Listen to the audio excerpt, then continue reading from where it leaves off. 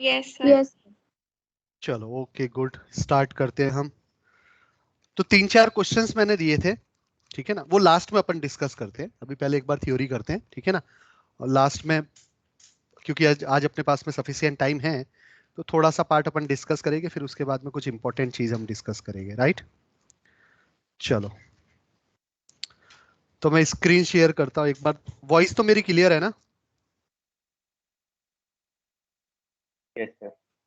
Okay good.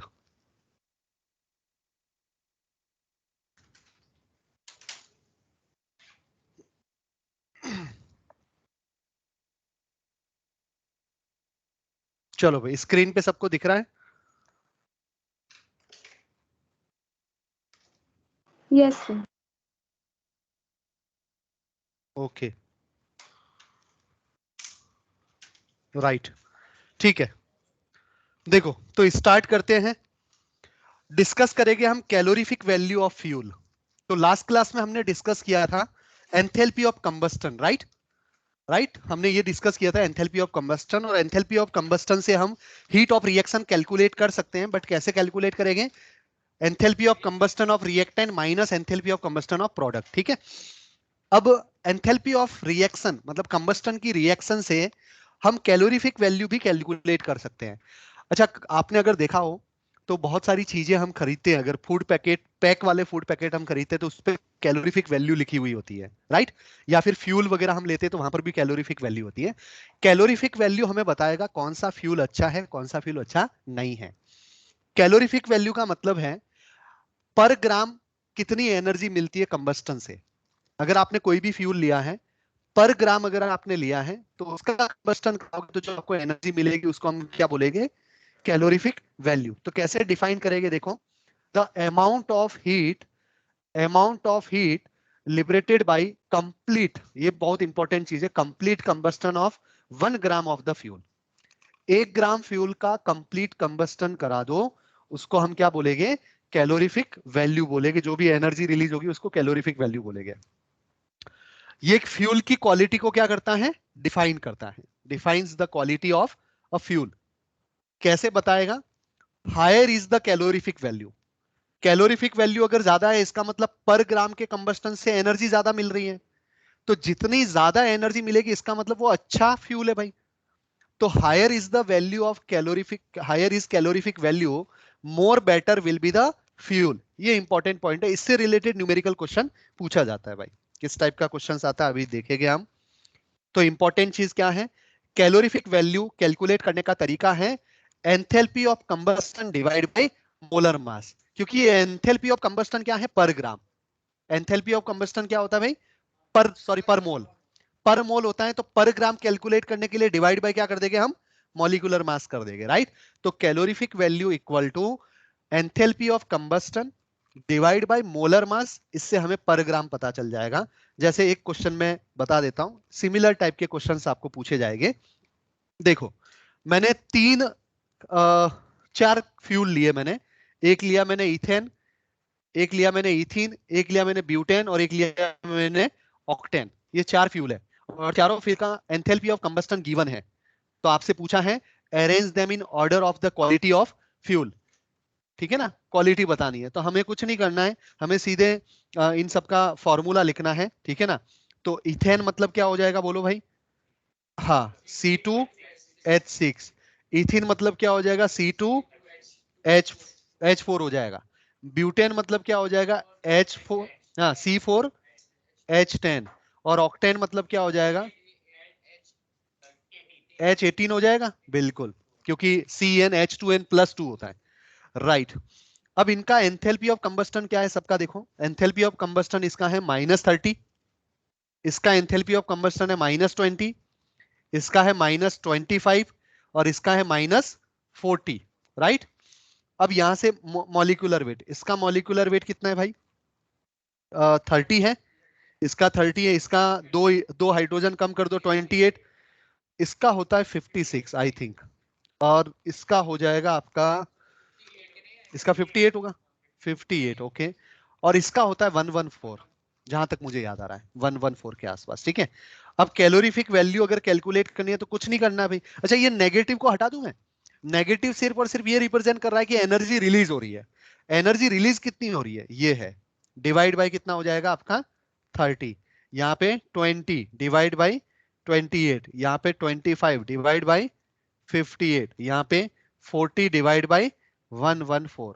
तो सबसे ज्यादा कैलोरीफिक वैल्यू इसकी होगी, फिर इसकी होगी, फिर इसकी होगी। देखो नीचे वाली वैल्यू बढ़ रही है ना, ऊपर वाली वैल्यू में ज्यादा चेंजेस नहीं आ रहा, नीचे वाली वैल्यू ज्यादा बढ़ रही है। इसका मतलब कैलोरीफिक वैल्यू क्या हो रही है, कम हो रही है कि नहीं हो रही है, बोलो यस या नो। तो कैलोरीफिक वैल्यू कम हो रही है मतलब अच्छा, कैलोरीफिक वैल्यू जिसकी ज्यादा, बेटर फ्यूल हो जाएगा ये, राइट। फ्यूल की क्वालिटी हमने बता दी। अच्छा फ्यूल कौन सा भाई, ethane. Ethane is a good fuel, right. Clear भाई, ऑनलाइन वाले बताओ सब बढ़िया। तो इस टाइप का क्वेश्चन जनरली हमें पूछा जाता है। क्लियर, चलो राइट ओके। अब हम डिस्कस करेंगे Hess law of constant heat of summation. Hess law क्या होता है, अगर मैं आपको याद दिलाऊं केमिकल बॉन्डिंग, तो केमिकल बॉन्डिंग के अंदर बॉन हेबर साइकिल याद आ रहा है आपको। बॉन हेबर साइकिल में हमने कैलकुलेट किया था लेटाइस एनर्जी। मैंने बोला था लेटाइस एनर्जी कैलकुलेट करने का डायरेक्ट तरीका नहीं है, इनडायरेक्ट मेथड है, with the help of Hess law. तो हेस लॉ एक पर्टिकुलर कंसेप्ट है, उसमें बॉन हेबर साइकिल एक एग्जांपल था। ठीक है ना, इस तरह से बहुत सारे क्या है उसके एग्जांपल है। तो हेस लॉ क्या कहता है, हेस लॉ कहता है कि अगर आपने किसी कंपाउंड का फॉर्मेशन एक स्टेप में किया है, तो उसमें जो भी एंथैल्पी का चेंज आया, सेम एंथैल्पी का चेंज रहेगा अगर आप उसी कंपाउंड को बहुत सारे स्टेप से बनाते हो। मतलब किसी भी कंपाउंड को एक स्टेप से बनाओ या उस कंपाउंड को बहुत सारे स्टेप से बनाओ, एंथैल्पी का चेंज दोनों के अंदर क्या रहेगा, सेम। मतलब मैं बोल सकता हूं एंथैल्पी चेंज इक्वल टू जितने भी स्टेप है उनकी एंथैल्पी चेंज के समेशन के इक्वल। तो Hess law of constant heat of summation, देखो भाई कैसे डिफाइन करेंगे। बिल्कुल बिल्कुल बिल्कुल, यस यस यस यस। तो according to this law, total enthalpy change of reaction is same whether the reaction takes place in single step और many step. Reaction आपकी सिंगल स्टेप में कंप्लीट हो रही है या रिएक्शन बहुत सारे स्टेप में कंप्लीट हो रही है। अगर आपका इनिशियल और फाइनल मतलब रिएक्टेंट और प्रोडक्ट अगर सेम है, तो आप एक स्टेप में बनाओ या 10 स्टेप में बनाओ, दोनों के अंदर एंथैल्पी का चेंज क्या रहेगा, सेम ही रहेगा। क्लियर भाई, चलो बढ़िया। कैसे, जैसे देखो मेरे पास में ए है, ए से मैं बी गया, ए से मैं बी जाना चाहता हूं, बट मैं पहले ए से पहले कहां गया, मैं सी गया, फिर सी से ए से सी गया, तो एंथैल्पी का चेंज कितना आया, डेल्टा H1। ठीक है ना, फिर मैं सी से कहां गया, डी गया, तो एंथैल्पी का चेंज कितना है, डेल्टा H2। फिर डी से मैं कहां पे गया, बी गया, तो एंथैल्पी का चेंज कितना है, डेल्टा H3। ये एक पाथ हो गया, ये एक पाथ है कि भाई ए से बी जाने का ये पाथ है। ठीक है ना, फिर पाथ सेकेंड कौन सा, डायरेक्ट, तो इसका enthalpy change delta H reaction बोल दिया। तो बता भाई delta H reaction equal to delta H1 plus delta H2 plus क्या है, डेल्टा H3। तो पाथ 1 और पाथ 2 की एंथैल्पी का जो भी चेंजेस है वो क्या है, इक्वल है, मतलब ये हो जाएगा। क्लियर भाई, आ रहा समझ में सबको, कोई दिक्कत नहीं। इसी को हम क्या बोलते हैं, हेस लॉ। जनरली हम क्वेश्चन सॉल्व करते टाइम हेस लॉ अप्लाई नहीं करते हैं, ज्यादातर केसेस में नहीं करते। क्यों, क्योंकि हमारे पास में 3 फॉर्मूले आ गए, अभी तो 2 मिले हैं, एक और आएगा। 2 फॉर्मूले क्या थे भाई, heat of reaction, heat of मतलब फॉर्मेशन से या कंबस्टन से। तो हम, मैंने एक क्वेश्चन कराया था कि कंबस्टन की रिएक्शन लिखो 3, फिर उसके बाद में चेंज करना पड़ेगा, वो हेस लॉ ही है बेसिकली। ठीक है ना, बट हाँ उससे क्या होता है, टाइम लगता है। तो ये तब करते हैं जब हमें कुछ पता ही नहीं चल रहा है। जब पहले हमें इंफॉर्मेशन गिवन है और हमारे पास में फॉर्मूला पता है कि भाई हम ऐसे कैलकुलेट कर सकते हैं, तो वैसे ही कैलकुलेट करना है, राइट। लेकिन बोर्ड पॉइंट ऑफ व्यू से ये इंपॉर्टेंट है, पूछा जाता है कि हेस लॉ के अकॉर्डिंग सॉल्व करो। ठीक है, चलो भाई अब इसकी एप्लीकेशन डिस्कस करते हैं। देखो एप्लीकेशन में क्या है, इन calculating enthalpy of combustion. Enthalpy of combustion calculate अगर करना है, तब भी आप इससे कैलकुलेट कर सकते हो। ये इसका क्या है, एप्लीकेशन है। अब एप्लीकेशन ही डिस्कस करने वाले, बहुत सारी एप्लीकेशन डिस्कस करेंगे। तो देखो क्वेश्चन क्या कह रहा है, heat of combustion of ethyl alcohol is 325 kilo calorie and heat of combustion of acetic acid is 209। Calculate heat evolve in the following reaction. इस रिएक्शन का आपको क्या कैलकुलेट करना है, हीट इवॉल्व कैलकुलेट करना है। कैसे करेंगे भाई, हमारा काम है 2 रिएक्शन लिखना। देखो भाई पहला काम क्या है, इथाइल अल्कोहल मतलब इथेनॉल, क्या ये हो जाएगा फॉर्मूला। अब इसका कंबस्टन कराया तो O2 के साथ में रिएक्शन करा होगा, इससे क्या बनेगा, CO2 बनेगा और क्या बनेगा, H2O बनेगा। बताओ भाई, नंबर ऑफ कार्बन एटम्स कितने हैं, 2। इधर नंबर ऑफ हाइड्रोजन एटम कितने हैं, 3 कर दूं मैं तो 6 हो जाएगा, राइट, क्योंकि इधर 6 हाइड्रोजन है ना, तो इधर भी 6 हो गया। अब ऑक्सीजन कितने हैं इधर, ये हाँ इधर 7 है, लेकिन इधर मैं 3 करूंगा, 7/2 नहीं, एक ऑक्सीजन यहाँ पे है। जनरली मिस्टेक करते हैं, इस ऑक्सीजन को भूल जाते हैं। इथेनॉल की बैलेंसिंग में थोड़ा सा ध्यान रखना पड़ता है ऑक्सीजन के लिए, क्योंकि इथेनॉल को ऑक्सीजन को हम ध्यान में नहीं देते हैं, राइट। तो ये बैलेंस हो गया। इसका डेल्टा एच कितना है, इसका डेल्टा एच है 325, ठीक है। अब दूसरा क्या है, एसिटिक एसिड का कंबस्टन। तो एसिटिक एसिड मतलब CH3COH, हाँ, और इसकी रिएक्शन O2 के साथ में कराओगे तो अगेन क्या बनेगा, CO2 बनेगा और क्या बनेगा, वाटर बनेगा। अब रिएक्शन को क्या करना है आपको, बैलेंस करना है। तो इधर 2 कार्बन है, इधर भी 2 कार्बन हो गए। इधर हाइड्रोजन कितने, 4, तो इधर भी हाइड्रोजन 4 हो गए। इधर ऑक्सीजन कितने हैं, 4 और 2 6 है। इधर भी 2 इधर है, तो इधर 2 आ जाएगा, राइट। इस 2 ऑक्सीजन को भूलना नहीं है। और इसका डेल्टा एच कितना है, इसका डेल्टा एच 209 है, यस या नो, यस। अब हमारा टारगेट क्या है, ये रिएक्शन बनाना, राइट। हमारा टारगेट क्या है, इस रिएक्शन का एंथैल्पी कैलकुलेट करना। तो बताओ, इथेनॉल किस तरफ है, रिएक्टेंट साइड, और एसिटिक एसिड किस तरफ है, प्रोडक्ट साइड। तो हमें एसिटिक एसिड को क्या बनाना पड़ेगा, प्रोडक्ट। इसका मतलब इस रिएक्शन को क्या करना पड़ेगा, इनवर्स। तो उल्टा करते क्या हो जाएगा, 2H2O plus 2CO2 gives 2O2 plus क्या हो जाएगा, CH3COH। तो इसका डेल्टा एच क्या हो जाएगा, नेगेटिव हो जाएगा, -209, बिल्कुल सही बात है। अच्छा, तो इससे अब देखो ओवरऑल रिएक्शन को आप ऐड कर दो, कौन सी रिएक्शन है, ये है और ये है, राइट। अब रिएक्शन को ऐड करोगे तो क्या होगा, 2CO2 से 2CO2 कैंसिल आउट, 2O2 से 2O2 कैंसिल आउट, एक O2 बचेगा। और यहाँ पे 2H2O से 2H2O कैंसिल आउट, एक H2O बचेगा। तो फाइनली प्रोडक्ट के अंदर क्या क्या है और रिएक्टेंट साइड क्या है, ऐड करते ये बचा और ये बचा, इधर ये बचा और ये बचा। बोलो भाई, जो चाहिए था वो मिल गया, तो फाइनल रिएक्शन मिल गई। तो इसका डेल्टा एच आपने बेसिकली क्या किया, ऐड किया कि नहीं किया। तो this plus O2 gives H2O plus acetic acid. Am I right भाई, मैं सही चल रहा हूं। तो मैंने कुछ नहीं किया, final delta H equal to क्या हो जाएगा, पहले का डेल्टा एच प्लस दूसरे का, लेकिन वो माइनस होने की वजह से क्या आ जाएगा, माइनस आ जाएगा, राइट। इसका आंसर कितना हो जाएगा, 116 116 आ रहा है। 116 आ रहा, राइट। 116 किलो कैलोरी, किस क्या रहेगा, 116 किलो कैलोरी। भाई ऑनलाइन वाले बताओ भाई, सभी लोग समझ में आया, क्लियर है, कोई प्रॉब्लम नहीं है, ठीक है।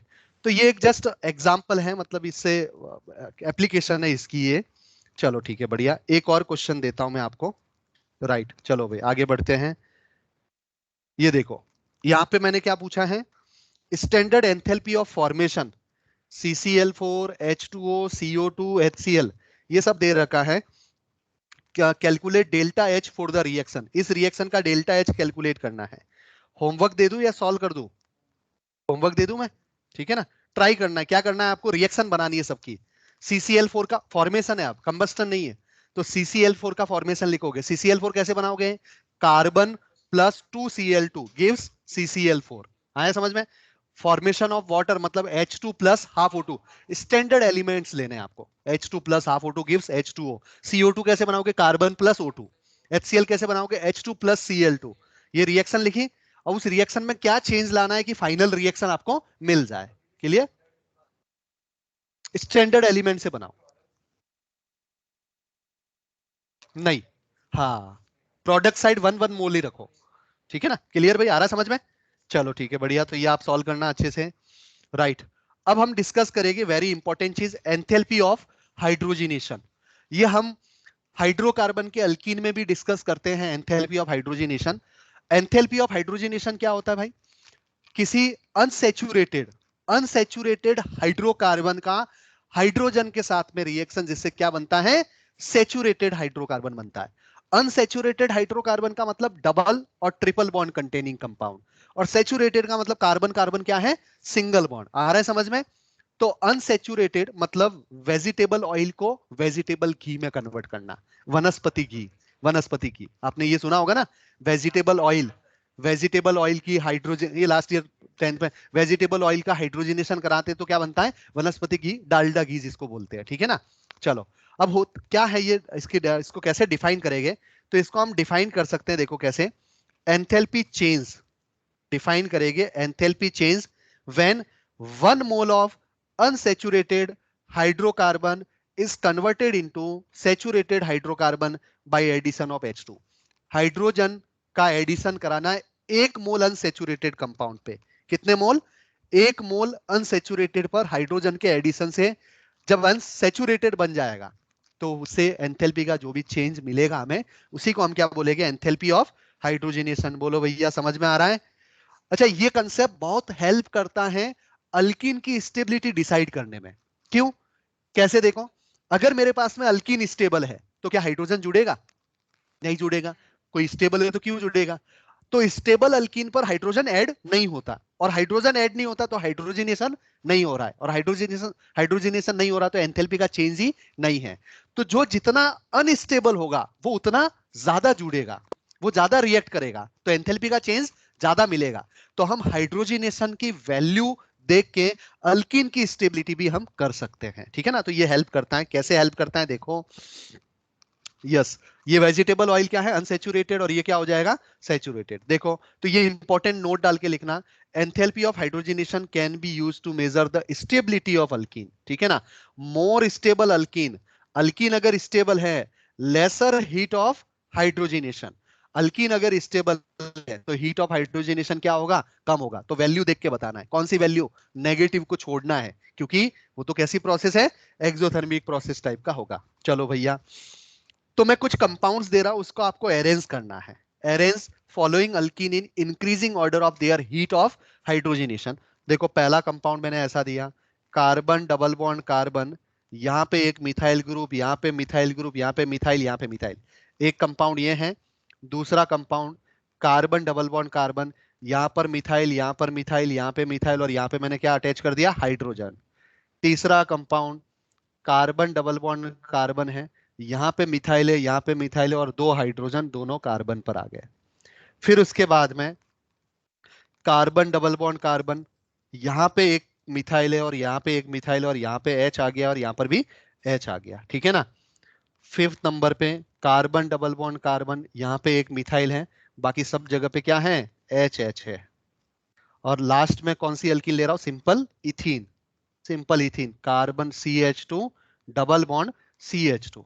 मेरे पास में 6 अल्कीन हैं, और इन 6 अल्कीन की स्टेबिलिटी का क्या बताना है, ऑर्डर पहले, और स्टेबिलिटी का ऑर्डर पता चलेगा तो हीट ऑफ हाइड्रोजनेशन का ऑर्डर बता सकते हो, यस या नो।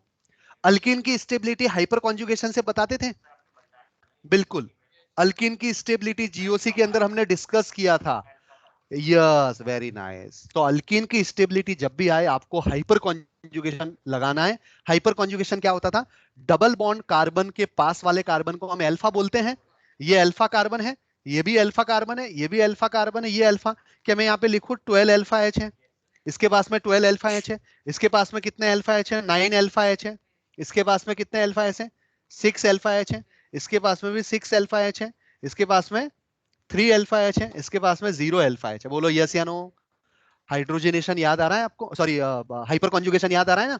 चलो अच्छा ये क्या है, ये सीस है, और ये ट्रांस है, दो मिथाइल ऑपोजिट साइड तो ट्रांस, दो मिथाइल सेम साइड तो सीस। तो जब हाइपर कॉन्जुगेशन सेम होता है तो हम सीस और ट्रांस से स्टेबिलिटी कंपेयर करते थे, किसकी स्टेबिलिटी ज्यादा होती थी, ट्रांस की, ट्रांस की trans stability, yes very nice, stability of trans is more than cis due to steric hindrance, steric hindrance की वजह से। तो बताओ भाई स्टेबिलिटी का ऑर्डर क्या है यहाँ पे, एस मतलब स्टेबिलिटी, तो स्टेबिलिटी का ऑर्डर 1 2 3 4, 4 नहीं 4 होगा, हाँ 4 फिर 3 फिर उसके बाद में 5 और क्या हो जाएगा 6। तो हीट ऑफ हाइड्रोजनेशन क्या होगा, डेल्टा H क्या हो जाएगा, रिवर्स हो जाएगा, 6 5 3 4 2 एंड 1। बोलो यस या no.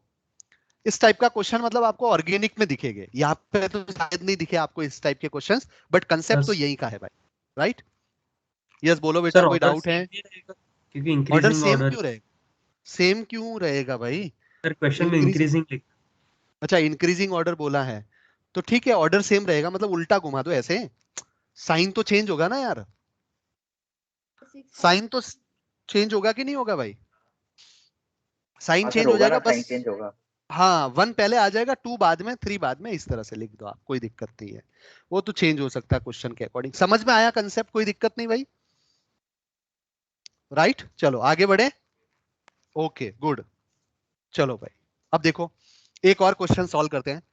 Standard enthalpy of combustion, समझना भाई, स्टैंडर्ड एंथैल्पी ऑफ, क्या दे रखा है उसके बारे में अंडरलाइन कर दो भाई, ठीक है ना। तो स्टैंडर्ड एंथैल्पी ऑफ कंबस्टन किसका, H2 का, किसका, साइक्लोहेक्सीन का, किसका, हेक्सेन का, ये सब गिवन है। ये माइनस है, ठीक है ना, इसके आगे माइनस है, माइनस है, और ये भी है। तो calculate enthalpy of hydrogenation of cyclohexene, cyclohexene की हाइड्रोजिनेशन की एंथैल्पी आपको कैलकुलेट करनी है। अब इसको हेस लॉ से सॉल्व नहीं करेंगे, हेस लॉ से सॉल्व करना टफ हो जाएगा ना भाई, हमें एग्जाम के अंदर तुरंत सॉल्व करना आना चाहिए, ठीक है ना। हेस लॉ से कैसे सॉल्व करेंगे, सबका कंबस्टन लिखेंगे, ठीक है ना, और फिर उसके बाद में साइक्लोहेक्सेन की हाइड्रोजिनेशन की रिएक्शन लिखेंगे। और वो लाने के लिए उसमें क्या चेंज करना पड़ेगा, कट कटा के जो भी मल्टीप्लाई करना, डिवाइड करना, और उससे फिर हम एल डेल्टा एच कैलकुलेट कर सकते हैं, कोई दिक्कत नहीं है।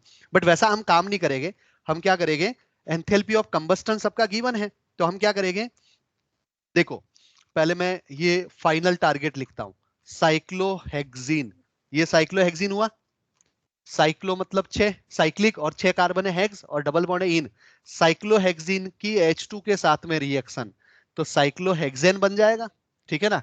अब इसका मुझे एंथैल्पी कैलकुलेट करना है, तो enthalpy of reaction equals to क्या होगा, enthalpy of heat of hydrogenation, बोलो एंथैल्पी ऑफ रिएक्शन, बोलू स्टैंडर्ड कंडीशन है तो नॉट लगा देता हूं भाई, कोई दिक्कत नहीं। स्टैंडर्ड कंडीशन, भाई मैंने बोला था ना, enthalpy of reaction equals to combustion of this compound, ठीक है ना, enthalpy of reaction equals to combustion of particular compound, ठीक है ना, इस तरह से बहुत सारी बातें की थी। तो हीट ऑफ हाइड्रोजिनेशन बोलू या एंथैल्पी ऑफ रिएक्शन बोलू, बात क्या है, सेम। लेकिन हमारे पास में एंथैल्पी ऑफ या फिर हीट ऑफ हाइड्रोजनेशन कैलकुलेट करना, बट हमारे पास में कंबस्टन की वैल्यू है, तो हम क्या करेंगे, enthalpy of combustion of reactant minus enthalpy of combustion of क्या कैलकुलेट, प्रोडक्ट, राइट। ये कर देंगे भाई, ये तो हमें कंबस्टन वाला तो पता है ना। जब भी कंबस्टन की वैल्यू गिवन हो, जब भी कंबस्टन की वैल्यू गिवन हो, तो हम रिएक्टेंट माइनस क्या करते हैं, प्रोडक्ट करते हैं, और जो वैल्यू आएगी वही क्या है, हीट ऑफ रिएक्शन, और जो हीट ऑफ रिएक्शन मिलेगा वही क्या है, हीट ऑफ हाइड्रोजनेशन है। आ रहा है समझ में, कोई दिक्कत नहीं। तो हमें हेस लॉ से इसको सॉल्व नहीं करना है। अच्छा, कार्बन का sorry combustion of this compound reactant side, cyclo hydrogen है, हाइड्रोजन का कितना -241, ओके। फिर उसके बाद में प्लस करना है, बट माइनस हो जाएगा साइक्लोहेक्सिन का 3800, यस या नो, ये रिएक्टेंट वाला पार्ट हो गया। फिर माइनस प्रोडक्ट साइड कौन है, साइक्लोहेक्सेन, साइक्लोहेक्सेन का कितना -3920, क्लियर भाई। तो यहां से एंथैल्पी ऑफ हाइड्रोजनेशन आ जाएगा, जो कि एंथैल्पी ऑफ रिएक्शन है। अब ये कैलकुलेट करना पड़ेगा आपको, बस देख लेना आप इसकी कैलकुलेशन, माइनस यहाँ पे 3800 आ जाएगा, और माइनस माइनस यहाँ पे क्या हो जाएगा, प्लस, तो 3920। यहां से आपका जो भी आंसर आए किस में आएगा, किलो जूल में आएगा। यस या नो भाई, सबको समझ में आ गया, कोई दिक्कत वाली बात है इसमें क्या, नहीं है, होनी नहीं चाहिए, ठीक है, आगे बढ़े। हाँ, पहला वाला क्वेश्चन ये रहा, बोलो कोई डाउट है इसमें, हाँ डाउट है तो बताओ, कोई डाउट नहीं, नोट करना है, समझाओ, इसीलिए मैं बोल रहा हूँ पूरा स्क्रीन पे देखो भाई। हाँ भाई, एक चीज इंपॉर्टेंट है, क्या इंपॉर्टेंट, मैंने जो ऑब्जर्व किया है, क्या ऑब्जर्व किया है, कि पहले हम 3 काम करते थे, लिखना, सुनना और आई कांटेक्ट, 3 काम होते थे। जब चौक से लिखते थे, कोई ऑप्शन था ही नहीं अपने पास में, लिखना, सुनना और आई कांटेक्ट, ये 3 चीजें इंपॉर्टेंट है स्टडी के लिए। तो 100% को 3 में डिवाइड कर दिया हमने, तीनों में, तो एफिशिएंसी 3 में डिवाइड हो गई। अब सुनना, सुनना और आई कांटेक्ट इंपॉर्टेंट है, लिखना इतना इंपॉर्टेंट मैं नहीं मानता, आप साथ साथ में लिखो कोई दिक्कत नहीं है। तो अब लिखना चलो हम कर सकते हैं बाद में, लेकिन सुनना और आई कांटेक्ट, ये 2 चीज जरूरी है। अब 100 को 2 में डिवाइड करो तो एफिशिएंसी बढ़ेगी कि नहीं बढ़ेगी, बताओ, राइट। तो 3 चीजें करो साथ साथ में, लेकिन लिखने का काम भले ही आप छोड़ भी दोगे ना अभी, तो चलेगा, इसलिए सुनो पूरा, देखो अच्छे से। हाँ देखो यहाँ पे चीज क्या समझ में नहीं आया आपको, पहले मैं बता देता हूँ हीट ऑफ हाइड्रोजनेशन क्या है। तो हीट ऑफ, हाँ बस उल्टा है, उल्टा ही लिखा है ना मैंने ऑर्डर। अच्छा ठीक है चलो, राइट, ये वाला क्वेश्चन भी समझ में आ गया, कोई दिक्कत नहीं। चलो आगे बढ़े। अब हम डिस्कस करेंगे very very important part, heat of neutralisation. Heat of neutralisation का मतलब कंटेनर के अंदर एसिड है और उसी के अंदर मैं क्या ऐड कर रहा हूं, बेस, या फिर एसिड बेस रिएक्शन करा रहा हूं। तो एसिड बेस रिएक्शन से क्या बनता है, सॉल्ट बनता है। और एसिड बेस रिएक्शन से सॉल्ट बनता है तो उस टाइम पर ऑब्जर्वेशन आपकी ये होगी कि कंटेनर थोड़ा सा गर्म हो जाता है, हीट हो जाता है। देखना आप अगर लैब में आपने एसिड बेस रिएक्शन की हो तो कंटेनर थोड़ा सा गर्म हो जाता है, क्योंकि एक ऐसी प्रोसेस है, एक्सोथर्मिक प्रोसेस है। वेरी नाइस, एक्सोथर्मिक प्रोसेस है। तो देखो एंथैल्पी ऑफ न्यूट्रलाइजेशन को कैसे डिफाइन करते हैं। अभी तक हम 1 मोल की बात कर रहे थे, राइट। लेकिन एसिड बेस रिएक्शन में हम बात करते हैं इक्विवेलेंट में। किस में बात करते हैं, इक्विवेलेंट में बात करते हैं, क्योंकि हो सकता है कि बेस के पास में एक OH हो लेकिन एसिड के पास में 2H+ हो। तो हम यहाँ पे किस में बात करते हैं, इक्विवेलेंट में बात करते हैं। जैसे हमने मोल कंसेप्ट में नॉर्मलिटी में भी हमने पढ़ा है, एसिड बेस रिएक्शन कराते थे तो हम, तो यहाँ पे क्या है देखो, enthalpy change when 1 gram equivalent of N acid react with 1 gram equivalent of base. कब, जब कंप्लीट न्यूट्रलाइजेशन होता है तो उसको क्या बोलते हैं, enthalpy of neutralise. Simple simple चीज है भाई, डेफिनेशन देखो, सब एंथैल्पी एंथैल्पी हम डिस्कस करेंगे इस पार्ट के अंदर, ठीक है ना। तो रटना है, लेकिन बस की पॉइंट रटना है कि क्या होता है डेफिनेशन में। अब देखो इंपॉर्टेंट चीज क्या है, देखो भाई समझो, सबसे इंपॉर्टेंट चीज मैं बता रहा हूं। अगर मैं एसिड की रिएक्शन बेस के साथ में कराऊं तो फिक्स अमाउंट में एनर्जी क्या होती है, रिलीज होती है।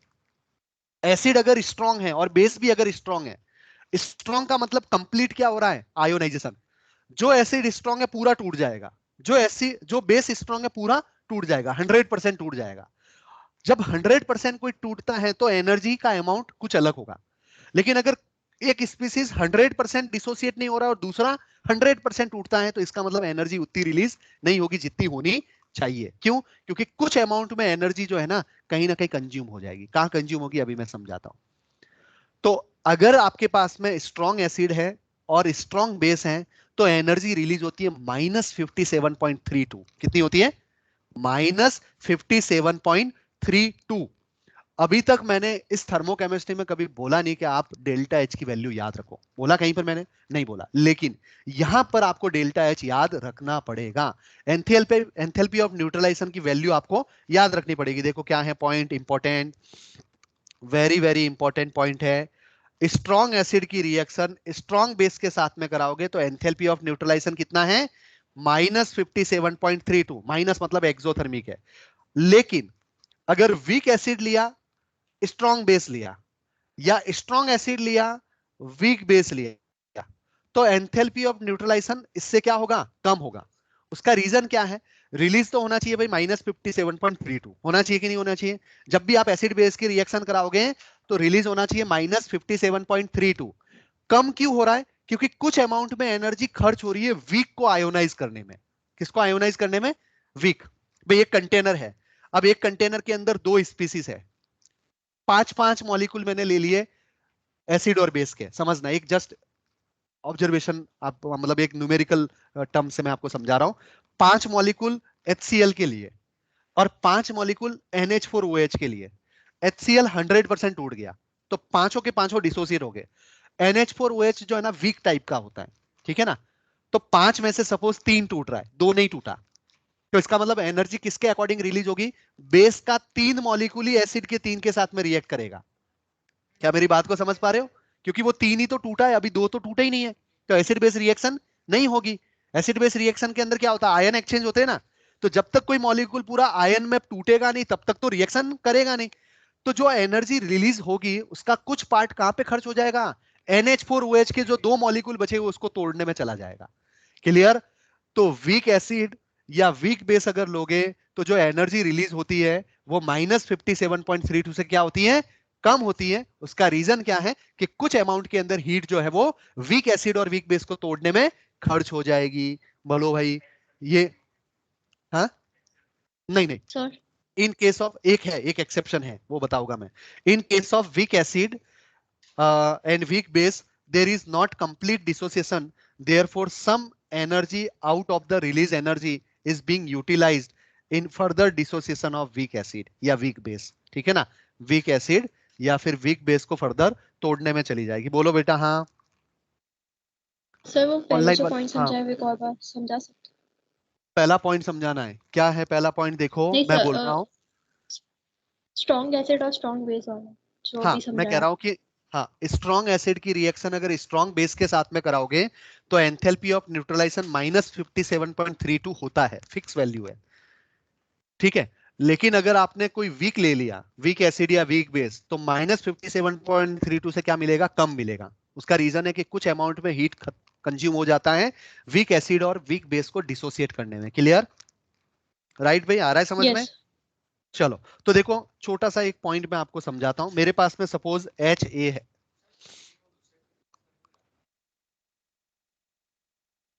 तोड़ना चाहता है ना, वो टूटने की कोशिश करता है ना, कोवलेंट बॉन्ड है ना, हीट चली जाती है भाई तोड़ने के लिए वो कंज्यूम। अरे कुछ कुछ एनर्जी, अगर मेरे पास में एनर्जी आ गई, ठीक है ना, इतनी एनर्जी आ गई तो अब मैं यहाँ पे खड़ा थोड़ी रहूंगा, मैं तो टूट ही जाऊंगा भाई, सीधी सी बात है। राइट? वो तो टूट एनर्जी मिलेगी तो वो तो डिसोसिएट तो होगा ना, दूसरे के साथ में रिएक्शन करेगा।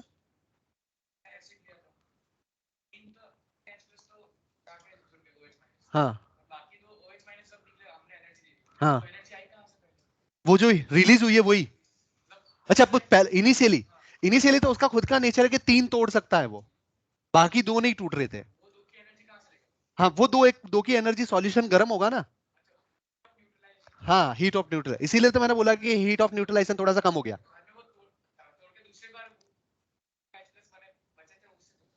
हाँ थोड़ी कम होगी ना, टूटने में चली गई। ओवरऑल कितनी होनी चाहिए थी भाई?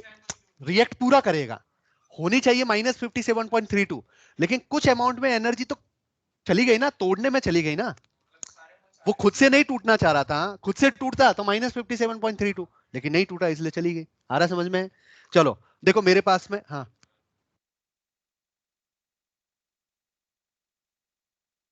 क्योंकि कंप्लीट आयोन अभी समझाता हूं। यहाँ पे देखो, देखो H है मेरे पास में, वीक एसिड है, और इसकी रिएक्शन मैं किसके साथ में करा रहा हूं? NaOH के साथ में करा रहा हूं, ठीक है ना। अब इससे क्या होगा भाई? Na बनेगा और क्या बनेगा? वाटर बनेगा। तो बेसिकली हो क्या रहा है, HA से कौन आ रहा है? H प्लस आ रहा है, और बेस से कौन आ रहा है? OH माइनस आ रहा है। तो एक्चुअल में वाटर का फॉर्मेशन हो रहा है। क्या हो रहा है? वाटर का फॉर्मेशन, ठीक है ना। तो ये हीट ऑफ न्यूट्रलाइजेशन है। Heat of standard heat of neutralisation बोलूं या फिर delta H formation of water बोलूं, बात सेम है कि नहीं? वाटर का फॉर्मेशन बोलूं या एंथैल्पी ऑफ न्यूट्रलाइजेशन बोलूं, दोनों चीज सेम हुई कि नहीं? लेकिन ये गलत है। ऐसे वाटर का फॉर्मेशन वैसे हम स्टैंडर्ड कंडीशन पे लेते हैं, मतलब वाटर बनता है किससे? H2 प्लस O2 से। हम यहाँ पे वाटर किससे बना रहे हैं? H प्लस और OH से। दोनों अलग अलग चीज है कि नहीं? अगर देखो वाटर बनता है H2 प्लस O2 से, तो वहां पे HH बॉन्ड को तोड़ना पड़ेगा, वहां पे ऑक्सीजन ऑक्सीजन के पाई बॉन्ड को तोड़ना पड़ेगा। अब मैं वाटर बना रहा हूं, H प्लस लाया और OH माइनस लाया, जुड़ गया। तो दोनों क्या है? डिफरेंट चीज है। लेकिन जब भी आप एंथैल्पी ऑफ न्यूट्रलाइजेशन करोगे तो जो वैल्यू मिलेगी, इसका मतलब वाटर फॉर्मेशन ऑफ वाटर है, बट कहां से? H और OH से, H2 प्लस हाफ O2 से नहीं। बस ये समझाना था मुझे, ठीक है। तो अब यहाँ पे जो अमाउंट जो एनर्जी रिलीज होती है डेल्टा H, वो होती है -57.32, लेकिन इसमें से कुछ अमाउंट में एनर्जी खर्च हो जाती है इसको आयोनाइज करने में, ठीक है ना। तो H प्लस और क्या बन जाएगा आपका? A minus. तो क्या मैं यहाँ पे ऐसा बोल सकता हूं कि एसिड बेस रिएक्शन का enthalpy of reaction equal to enthalpy of neutralisation plus enthalpy of ionisation? बोलो यस या नो। क्लियर? क्या ये पॉइंट समझ में आया? किसी भी रिएक्शन का एंथैल्पी कैलकुलेट करना है, मतलब एंथैल्पी ऑफ न्यूट्रलाइजेशन प्लस क्या हो जाएगा? Enthalpy of ionisation. यस या नो? चलो बढ़िया। अगर आयोनाइजेशन होता नहीं तो enthalpy of neutralisation equal to क्या है? Enthalpy of reaction. अब आयोनाइजेशन हो गया तो एनर्जी थोड़ी सी क्या मिलेगी? कम। क्यों क्यों कम मिलेगी? क्योंकि ये तो है नेगेटिव और ये है पॉजिटिव। ये एंडोथर्मिक है ना भाई, एंथैल्पी ऑफ न्यूट्रलाइजेशन एक्सोथर्मिक और एंथैल्पी ऑफ आयोनाइजेशन पॉजिटिव। तो नेट अमाउंट में थोड़ा सा कम मिलेगा कि नहीं मिलेगा? बिल्कुल कम मिलेगा। चलो तो इस बात को ध्यान में रख के हमें एक अच्छे क्वेश्चन को सॉल्व करना है। ये समझाओ, लिखना है? लिखो। यस सर इधर हमने equal to formation of H2O का एंथैल्पी लिखा है हाँ, सर। लेकिन ये किससे है? एंथैल्पी ऑफ फॉर्मेशन ये, हाँ इक्वल टू में मैंने लिख दिया, बट ये एंथैल्पी ऑफ फॉर्मेशन किसका? From H and OH, H plus plus OH minus, इसलिए मैंने समझा दिया भाई, कंफ्यूजन नहीं रहे। यहाँ पे H plus plus OH minus से बन रहा है, लेकिन एक्चुअल में एंथैल्पी ऑफ फॉर्मेशन हम कैसे लेते हैं? H2 plus O2 elemental state में लेते हैं, ठीक है ना? तो दोनों अलग वैल्यू होगी, मतलब डेल्टा H फॉर्मेशन हमेशा सेम नहीं होगा। डेल्टा H फॉर्मेशन में वाटर किससे बन रहा है उस पर डिपेंड करेगा। क्लियर? चलो भाई, ओके, वेरी गुड। अब देखो आगे, ये क्वेश्चन हमें सॉल्व करना है। भयानक क्वेश्चन तो नहीं है, सिंपल है, लेकिन अगर आप चाहो तो उलझ भी सकते हो इसमें, ठीक है ना? देखो क्वेश्चन क्या कह रहा है, पहले मैं समझा देता हूं। मेरे पास में एक कंटेनर है और सिंपल क्वेश्चन है, मतलब कुछ सेकंड के अंदर, 2 या 3 सेकंड में आप सॉल्व कर लोगे, ऐसा क्वेश्चन नहीं है। इस कंटेनर के अंदर मैंने एसिटिक एसिड लिया और इसी कंटेनर के अंदर मैंने क्या ऐड किया? NaOH, और मुझे डेल्टा H रिएक्शन मिल गया। कितना मिला delta H reaction? 50.6 minus minus 50.6। फिर मेरे पास में एक और कंटेनर है। अब इस कंटेनर के अंदर मैंने क्या ऐड किया? NaOH, और मैंने क्या लिया है? Sorry, NH4OH। NH4OH लिया और मैंने क्या ऐड कर दिया? HCl ऐड कर दिया। एसिड बेस रिएक्शन हुई। यहां पर एंथैल्पी ऑफ रिएक्शन कितना है? -51.4, राइट? फिर अब मुझे क्या करना है? मुझे बताना है इस कंटेनर के अंदर अगर मैं एसिटिक एसिड की रिएक्शन किसके साथ में करा रहा हूं? NH4OH के साथ में, तो एंथैल्पी ऑफ रिएक्शन क्या होगा? समझ में आया? क्वेश्चन समझ में आया? फर्स्ट कंटेनर के अंदर एसिड बेस रिएक्ट कराया तो एंथैल्पी ऑफ रिएक्शन इतना है। सेकंड कंटेनर के अंदर एसिड बेस रिएक्ट कराया तो एंथैल्पी ऑफ न्यूट्रल मतलब रिएक्शन इतना है। तो एसिटिक एसिड की रिएक्शन अगर मैं NH4OH के साथ में कराऊं तो क्या होगा? अच्छा, थोड़ा सा मैं आपको आइडिया दे देता हूं एसिड बेस के बारे में, क्योंकि अभी हमने पढ़ा नहीं है। तो ये आपका वीक एसिड है, ये वीक एसिड है, ये स्ट्रॉन्ग बेस है, ठीक है ना? इसके बारे में अभी मत पूछना, मैं सब कुछ समझाऊंगा इक्विलिब्रियम में, आयोनिक में। ये है वीक बेस और ये है आपका स्ट्रॉन्ग एसिड। ये है आपका वीक एसिड और ये वीक बेस। नहीं मिलेगी? बताओ, फटाफट बताओ, जल्दी से।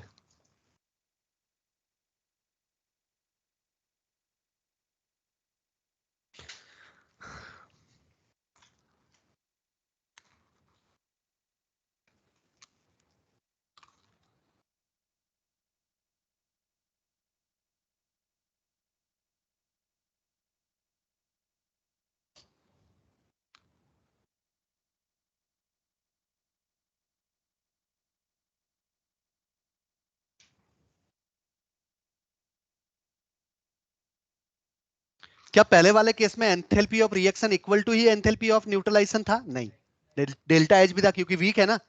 तो देखो, enthalpy of reaction equal to enthalpy of neutralisation plus delta H ionisation. Yes या नो? यस, चलो बढ़िया। तो ये कितना है? -50.6 equal to enthalpy of neutralisation कितना होता है? -57.32। इसीलिए मैंने बोला ना, ये वैल्यू क्यों याद रखनी है, राइट? प्लस क्या हो जाएगा? Delta H ionisation. तो यहां पर डेल्टा 57.32 देख लो, वो तो कोई, तो डेल्टा एच आयोनाइजेशन यहाँ पे समथिंग कितना होगा? समथिंग 6.7 के आसपास आएगा, जहां तक मुझे कुछ वैल्यू याद आ रही है। अच्छा, यहाँ पर क्या होगा? यहाँ पे -51.4 equal to -57.32 plus delta H ionisation. तो यहां पर भी डेल्टा एच आयोनाइजेशन कितना हो जाएगा भाई? 5.9। चलो ठीक है, बढ़िया, ओके। अब देखो ये क्या है? ये किसका आयोनाइजेशन है? एसिटिक एसिड का। और ये किसका आयोनाइजेशन है? NH4OH का। तो जब एसिटिक एसिड का और NH4OH का आयोनाइजेशन मिल गया तो ये कैलकुलेट करना तो इजी हो गया ना। अब बहुत इजी हो गया भाई। Delta H reaction equal to -57.32 plus, इन दोनों को ऐड कर दो। आयोनाइज कहां कहां पे हो रहा है? एसिटिक एसिड और NH4OH, मतलब 6.7 प्लस 5.9, तो कितना आ रहा है? माइनस में 44.72। ठीक है, कोई प्रॉब्लम नहीं। बोलो भाई आया समझ में कि नहीं? सिंपल क्वेश्चन है कि नहीं? अब ये क्वेश्चन बड़ा कॉम्प्लेक्स हो जाता है, बस सिंपल तरीके से समझो और इसको कैलकुलेट करो। क्लियर? चलो आगे बढ़े, खुद से सॉल्व करना। देखो भाई आगे बढ़ते हैं। नेक्स्ट टॉपिक बड़ा इंपॉर्टेंट, यहां से एक ही टाइप का क्वेश्चन बनता है, फिक्स है वो क्वेश्चन, हमेशा सदाबहार है वो क्वेश्चन। ठीक है ना, तो अच्छी बात है, उसी क्वेश्चन को सॉल्व करना है, बस वैल्यू चेंज होगी आपके सामने। Enthalpy of hydration. Enthalpy of hydration का मतलब क्या है? किसी कंपाउंड को अगर पानी में डालते हो तो एनहाइड्रस से क्या बन जाता है? हाइड्रस। तो जब हाइड्रस सॉल्ट में कन्वर्ट होता है तो उसमें जो भी एंथैल्पी का चेंज आता है उसको हम क्या बोलते हैं? एंथैल्पी ऑफ हाइड्रेशन बोलते हैं। भाई सिंपल चीज है, देखो डेफिनेशन क्या है इसकी, इसको हम डिफाइन करते हैं। Enthalpy change when 1 mole of anhydrous salt hydrated salt के अंदर कंबाइन हो जाता है जब हम वाटर के साथ में उसको कंबाइन करते हैं। क्लियर? चलो बढ़िया। अब यहाँ पे ये रिएक्शन आपको याद रखनी है भाई, इंपॉर्टेंट यही है। CuSO4 का कंपाउंड पूछा जाता है, तो CuSO4 को पानी के साथ में जब रिएक्ट कराते हैं ना तो CuSO4.5H2O बनता है। क्या बनता है? .5H2O। .5 का मतलब क्या है? 5 कहां से? हाँ, वाटर ऑफ क्रिस्टलाइजेशन।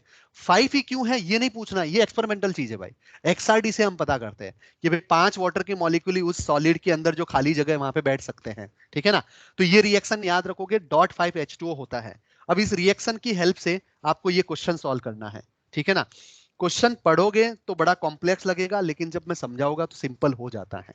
तो ये समझ के सॉल्व करना एक बड़ी चीज है, लेकिन जनरली क्या होता है, ये हमें हमेशा फॉर्मेट क्या रहता है? याद रहता है। क्या कह रहा है क्वेश्चन, एक बार के लिए बस सुन लो, फिर उसके बाद में लिखो आप सभी लोग। Enthalpy of dissolution of hydrated, dissolution मतलब सॉल्युबल कर रहे हैं किसको? हाइड्रेटेड CuSO4 को। हाइड्रेटेड मतलब CuSO4.5H2O, उसका एंथैल्पी इतना है। Enthalpy of dissolution of solid anhydrous CuSO4 मतलब ओनली CuSO4, ठीक है ना, उसका इतना है। Calculate enthalpy of hydration of CuSO4। CuSO4 का एंथैल्पी ऑफ हाइड्रेशन कैलकुलेट करो। आया समझ में क्या बोल रहा हूं मैं? देखो समझो, ये बात समझना ही इंपॉर्टेंट है। मेरे पास में 2 कंटेनर है, कितने? 2 कंटेनर है। एक कंटेनर के अंदर मैं CuSO4.5H2O को डाल रहा हूं तो एंथैल्पी का चेंज इतना है, और एक कंटेनर के अंदर सिर्फ CuSO4 को डाल रहा हूं तो एंथैल्पी का चेंज इतना है। तो मुझे बताना है एंथैल्पी ऑफ हाइड्रेशन क्या होगा। मतलब हमें कैलकुलेट क्या करना है?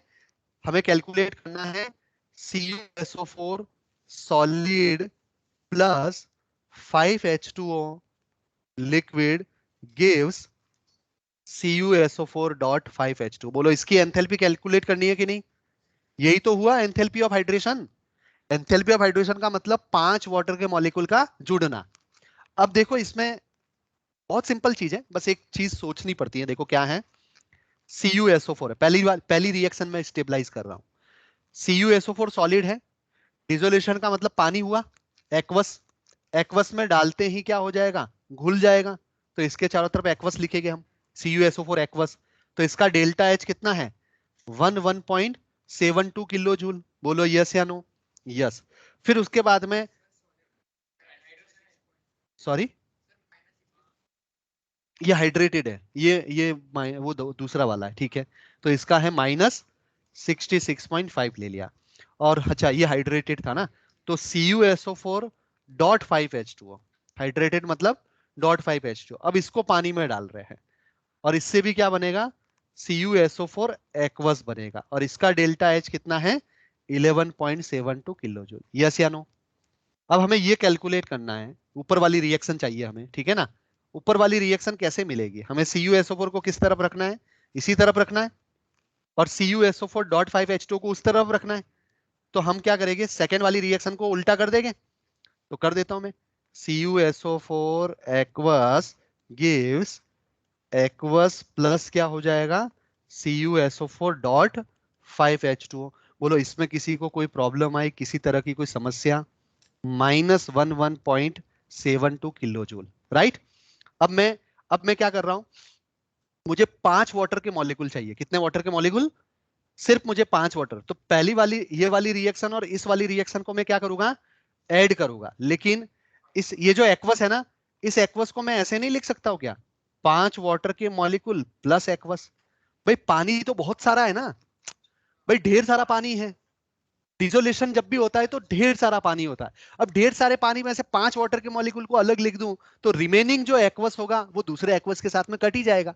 5 का चेंजेस है उसमें, 5 का क्या है, चेंज है। वैसे 5 वाटर के मॉलिक्यूल इससे आ जाएंगे वैसे, ठीक है ना, इससे फिर से मिल जाएगा। राइट, क्लियर है, आ रहा समझ में। तो अब मैं रिएक्शन को क्या कर रहा हूं, ऐड कर रहा हूं। ऐड करूंगा तो क्या होगा, देखो ये CuSO4 से ये कट जाएगा और ये एक्वस से ये वाला एक्वस कट जाएगा, तो बचेगा क्या, ये 5 वाटर के मॉलिक्यूल बचेंगे और यहाँ पे ये पूरा बचेगा। बोलो रिएक्शन मिल गई, ऊपर वाली रिएक्शन मिली भाई, CuSO4 solid plus 5H2O gives CuSO4 dot 5H2O। बोलो हाँ या ना। चलो बढ़िया। तो फाइनली इसका डेल्टा H कितना हुआ भाई, डेल्टा H इक्वल टू -66.5 -11.72 हो गया। बोलो भाई, रिएक्शन को उल्टा किया था तो प्लस की जगह पे क्या आ गया, माइनस आ गया ना, तो ये हो जाएगा। अब इसका जो भी डेल्टा H है वो कैलकुलेट कर ले, -70 78.22। हाँ बोलो बेटा बोलो। सर आपने उधर एक्वस में 5H2O प्लस एक्वस क्यों लिखा है, एक और बार समझा। मैं देखो मुझे रिएक्शन के अंदर क्या चाहिए, 5 वाटर के मॉलिक्यूल चाहिए। देखो हाँ जल्दी, CuSO4 है, 5 वाटर के मॉलिक्यूल चाहिए और CuSO4 डॉट 5H2O चाहिए। राइट, अब अगर मैं, मुझे देखो फर्स्ट वाली ये वाली रिएक्शन, ये वाली रिएक्शन और इस वाली रिएक्शन के अंदर 5 वाटर के मॉलिक्यूल अलग से कहीं दिख रहे हैं आपको, नहीं दिख रहे हैं। तो मुझे 5 वाटर मॉलिक्यूल बनाने के लिए मैं इस एक्वस को 5 अलग और वाटर एक्वस अलग लिख सकता हूं, ऐसे कोई दिक्कत नहीं है भाई, है तो उसी का पार्ट है, बस उसको अलग से लिखा और उसको मैंने एक्वस से एक्वस क्या कर दिया, मैंने कट कर दिया, तो 5 वाटर के मॉलिक्यूल अलग से आ जाएंगे। ठीक है ना, आया समझ में भाई। Yes sir. चलो बढ़िया, और यही क्वेश्चन हमारे लिए क्या है, इंपॉर्टेंट है। चलो बढ़िया, वेरी गुड, वेरी नाइस। अब हम डिस्कस करेंगे enthalpy of atomization. Enthalpy of atomization का मतलब क्या होता है,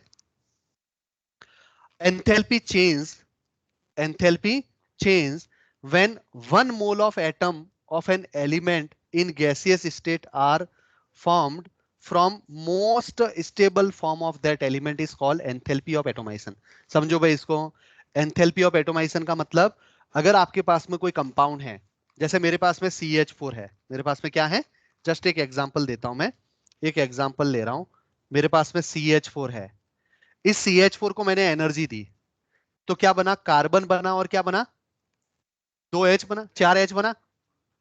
तो इसमें जो भी एंथैल्पी लगी ना उसी को क्या बोलते हैं, enthalpy of atomization. Enthalpy of atomization का मतलब गिवन कंपाउंड को इतनी एनर्जी दो कि उस गिवन कंपाउंड के सभी एटम अलग अलग हो जाए।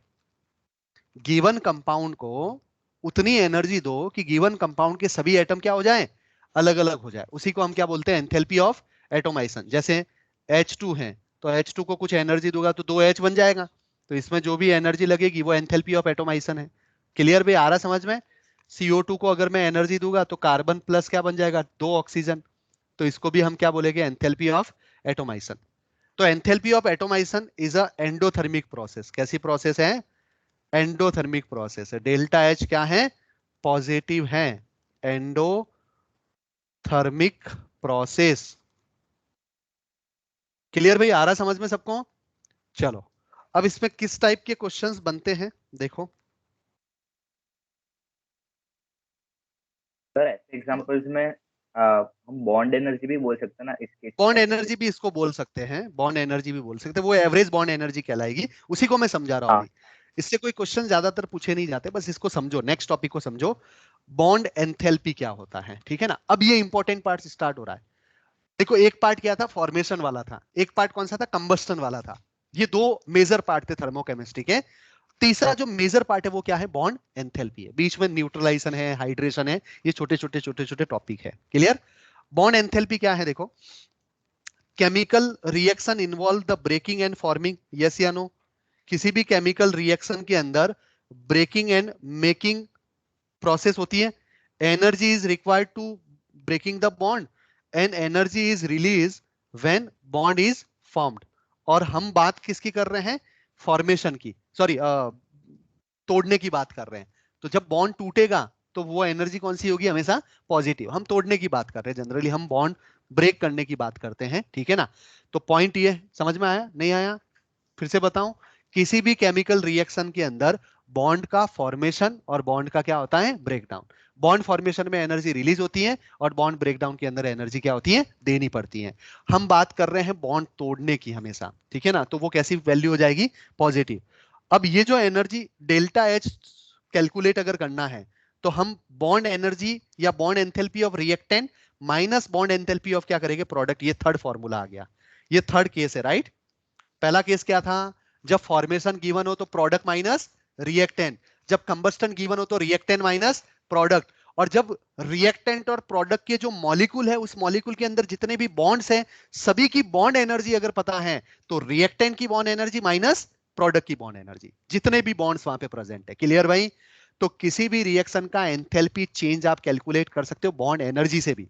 कंबस्टन से हमने डिस्कस कर दिया, फॉर्मेशन से हमने डिस्कस कर दिया, अब बॉन्ड की एनर्जी से हमें डिस्कस करना है। तो रिएक्टेंट माइनस क्या करना है आपको, प्रोडक्ट। ये इंपॉर्टेंट चीजें भूल जाते हैं हम, प्रोडक्ट माइनस रिएक्टेंट करते हैं, चेंज आता है, प्लस माइनस में भी चेंज आ जाता है, ठीक है ना, और कैलकुलेशन भी चेंज हो जाती है। क्लियर भाई? दो टाइप की बॉन्ड एंथैल्पी होती है। कितने टाइप की बॉन्ड एंथैल्पी होती है, दो। एक है बॉन्ड डिसोसिएशन एंथैल्पी और एक है मीन बॉन्ड एंथैल्पी। दो टाइप की बॉन्ड एंथैल्पी होती है भाई, एक है बॉन्ड डिसोसिएशन एंथैल्पी और एक है मीन बॉन्ड एंथैल्पी। इन दोनों को हम डिस्कस करेंगे। हमारे लिए इंपॉर्टेंट जो होती है ना वो मीन बॉन्ड एंथैल्पी होती है, ठीक है ना। हमें जो गिवन इंफॉर्मेशन होती है ना वो मीन बॉन्ड एंथैल्पी वाली वैल्यू होती है, ठीक है ना। अब दोनों के अंदर डिफरेंस क्या है वो मैं बताता हूं। अगर आपके पास में 1 मोल कोवेलेंट बॉन्ड है, कितना मोल, 1 मोल अगर कोवेलेंट बॉन्ड है तो उसको तोड़ने के लिए जो एनर्जी चाहिए उसको बोलते हैं बॉन्ड डिसोसिएशन एंथैल्पी। क्या बोलते हैं, 1 मोल बॉन्ड, आपके पास में 1 मोल Cl2 है, तो इस एक, क्योंकि मोल में बात करते हैं हम, ठीक है ना, तो 1 मोल Cl2 को ब्रेक करने के लिए जो एनर्जी होगी उसको क्या बोलेंगे, बॉन्ड डिसोसिएशन। मतलब गिवन कंपाउंड में अगर एक ही बॉन्ड टूटता है तो बॉन्ड डिसोसिएशन एंथैल्पी। लेकिन गिवन कंपाउंड के अंदर बहुत सारे सिमिलर टाइप के बॉन्ड है तो फिर वहां पे जो बॉन्ड एंथैल्पी होगी उसको हम क्या बोलेंगे, मीन बॉन्ड एंथैल्पी। क्लियर भाई, आ रहा समझ में? तो पहले बॉन्ड डिसोसिएशन एंथैल्पी को समझते हैं।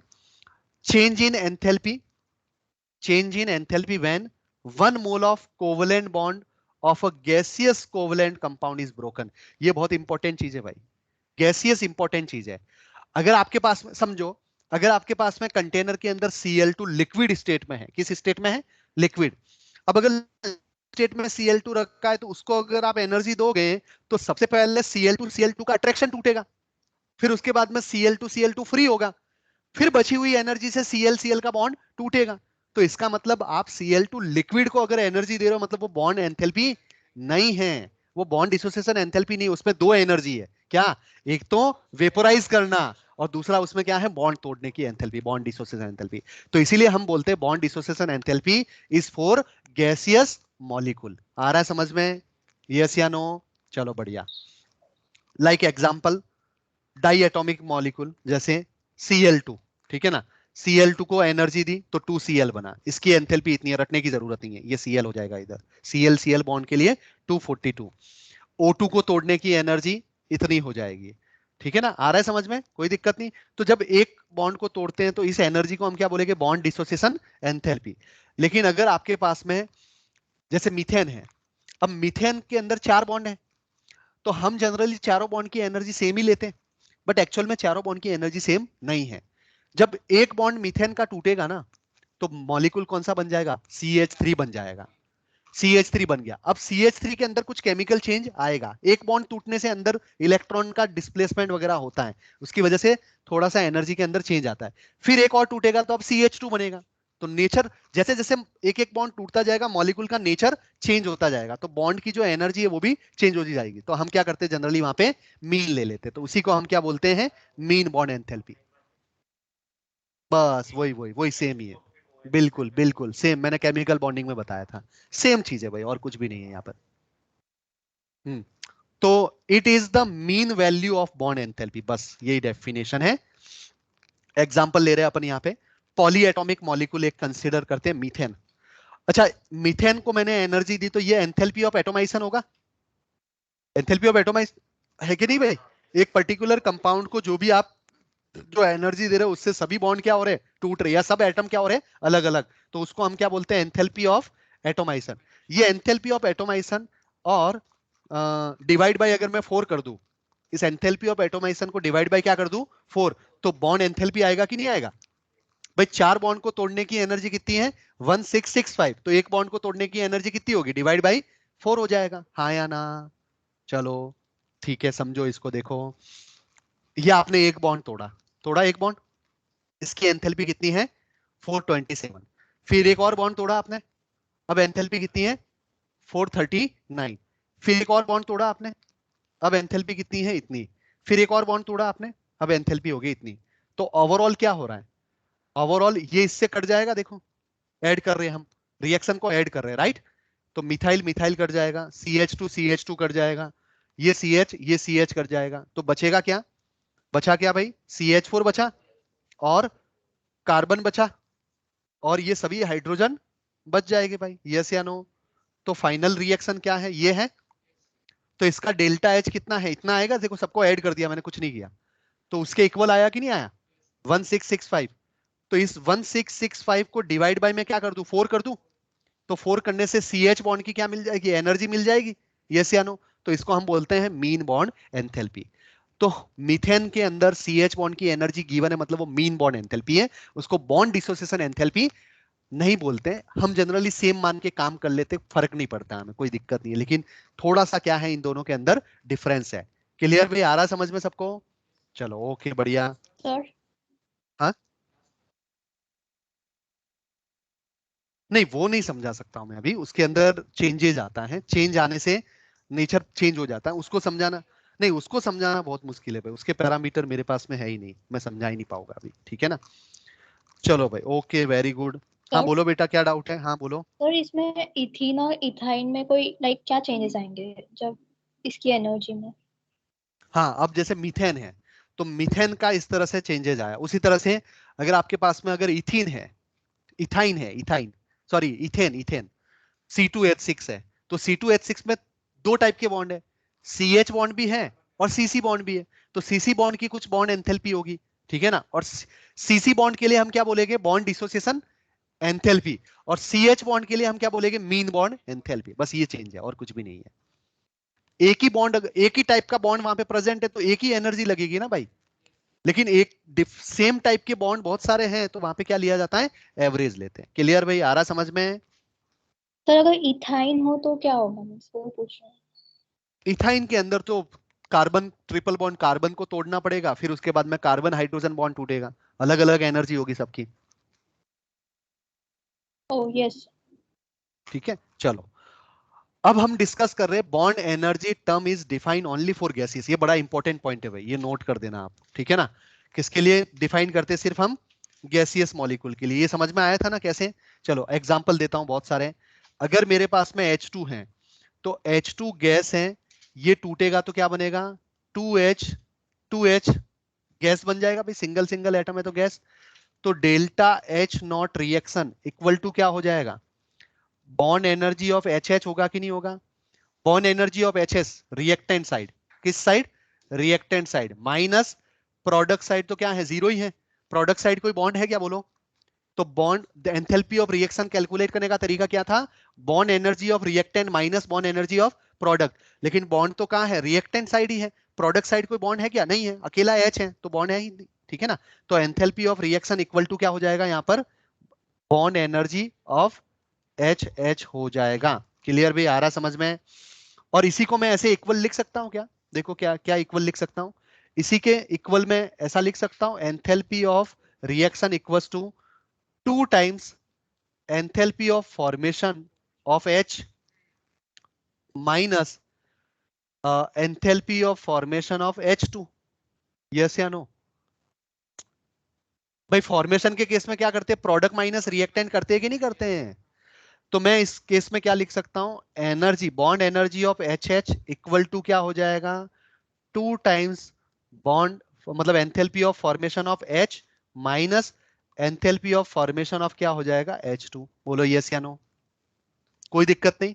चलो एक और एग्जांपल से समझाता हूं, मेरे पास में सपोज है आपका N2 ले लो आप, ठीक है ना, N2 भी सिंपल ही है अब यार, सिंपल वाला पार्ट नहीं लेना, CH4 ले लो। अब CH4 अगर टूटेगा तो क्या बनेगा, कार्बन प्लस क्या बनेगा, 4H बनेगा।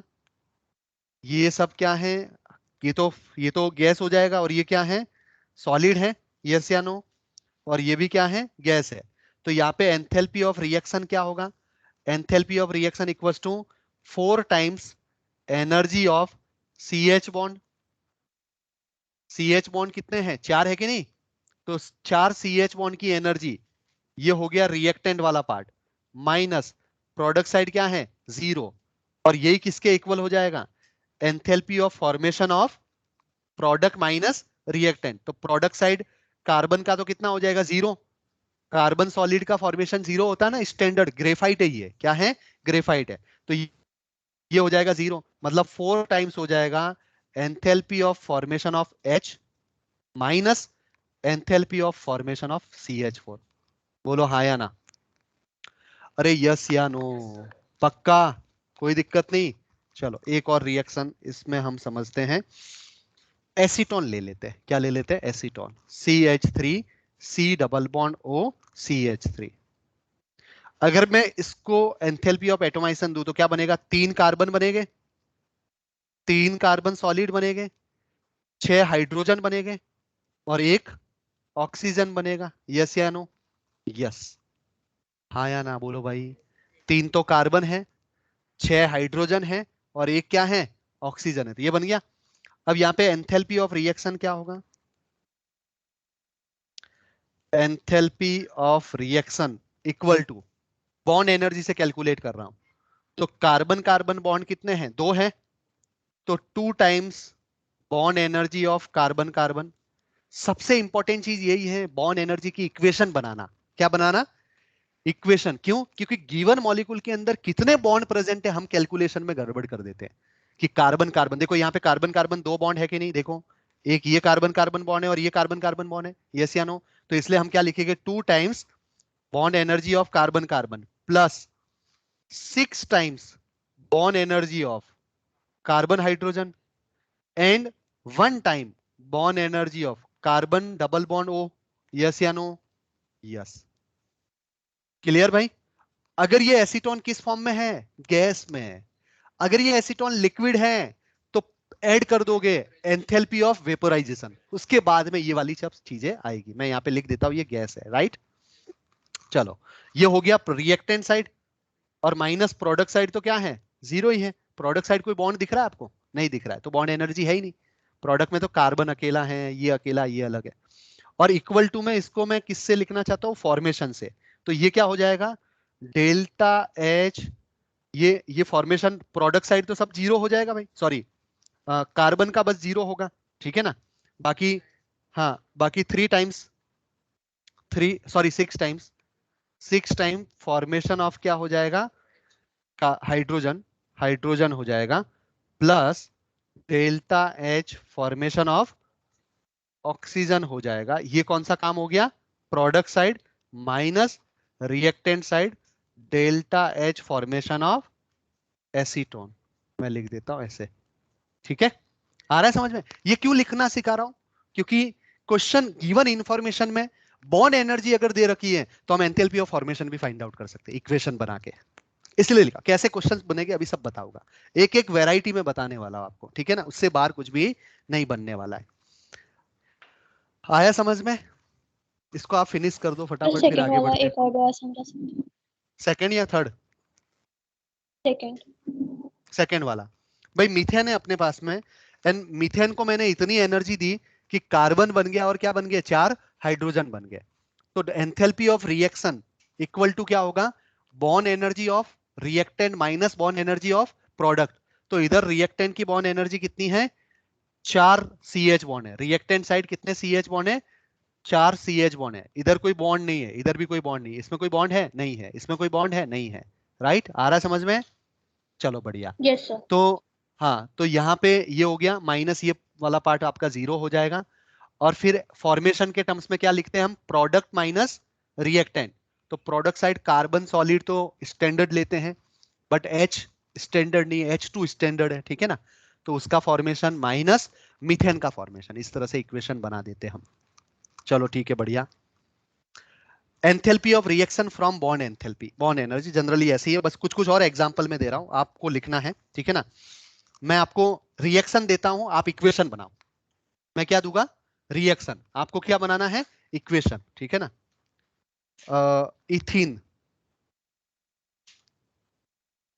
ये आपका इथीन है, इथीन का हाइड्रोजनेशन करा दो, क्या बनेगा? इथेन बनेगा। दोनों क्या है? गैस है, ठीक है ना। तो एंथैल्पी ऑफ रिएक्शन लिखना है बॉन्ड एनर्जी के टर्म्स में। किस टर्म्स में? बॉन्ड एनर्जी, बस। दूसरा, H2 gas plus half O2 gas gives H2O gas. H2O liquid ले लेते, चलो कुछ चेंज करते हैं। यहां पे एंथैल्पी ऑफ रिएक्शन लिख के बताओ।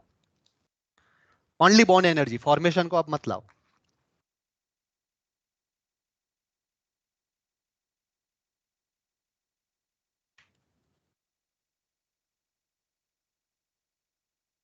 H2 gas, half O2 gas और H2O सॉलिड ले लो।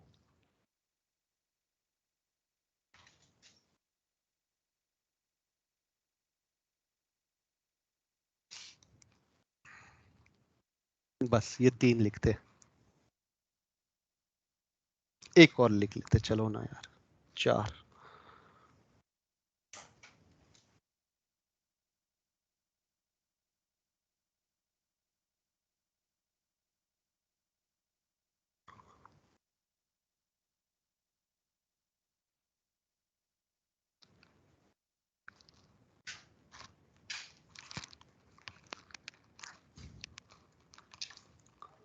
तो एक लेक्चर और होगा, हाँ, सेकंड थर्ड का अलग रहेगा ना, एक लिक्विड है एक सॉलिड है, एक में एंथैल्पी ऑफ वेपोराइजेशन आएगा, एक में एंथैल्पी ऑफ सब्लिमेशन आएगा, है ना। बस इसीलिए तो मैंने इक्वेशन दी है, बस और कुछ नहीं। एक लेक्चर और लगेगा जिसमें हम जितने भी होमवर्क थे वो सॉल्व कर देंगे और कुछ प्रैक्टिस करा दूंगा। बस अब छोटा सा पार्ट बचा हुआ है, बस चैप्टर ऑलमोस्ट खत्म ही है अपना।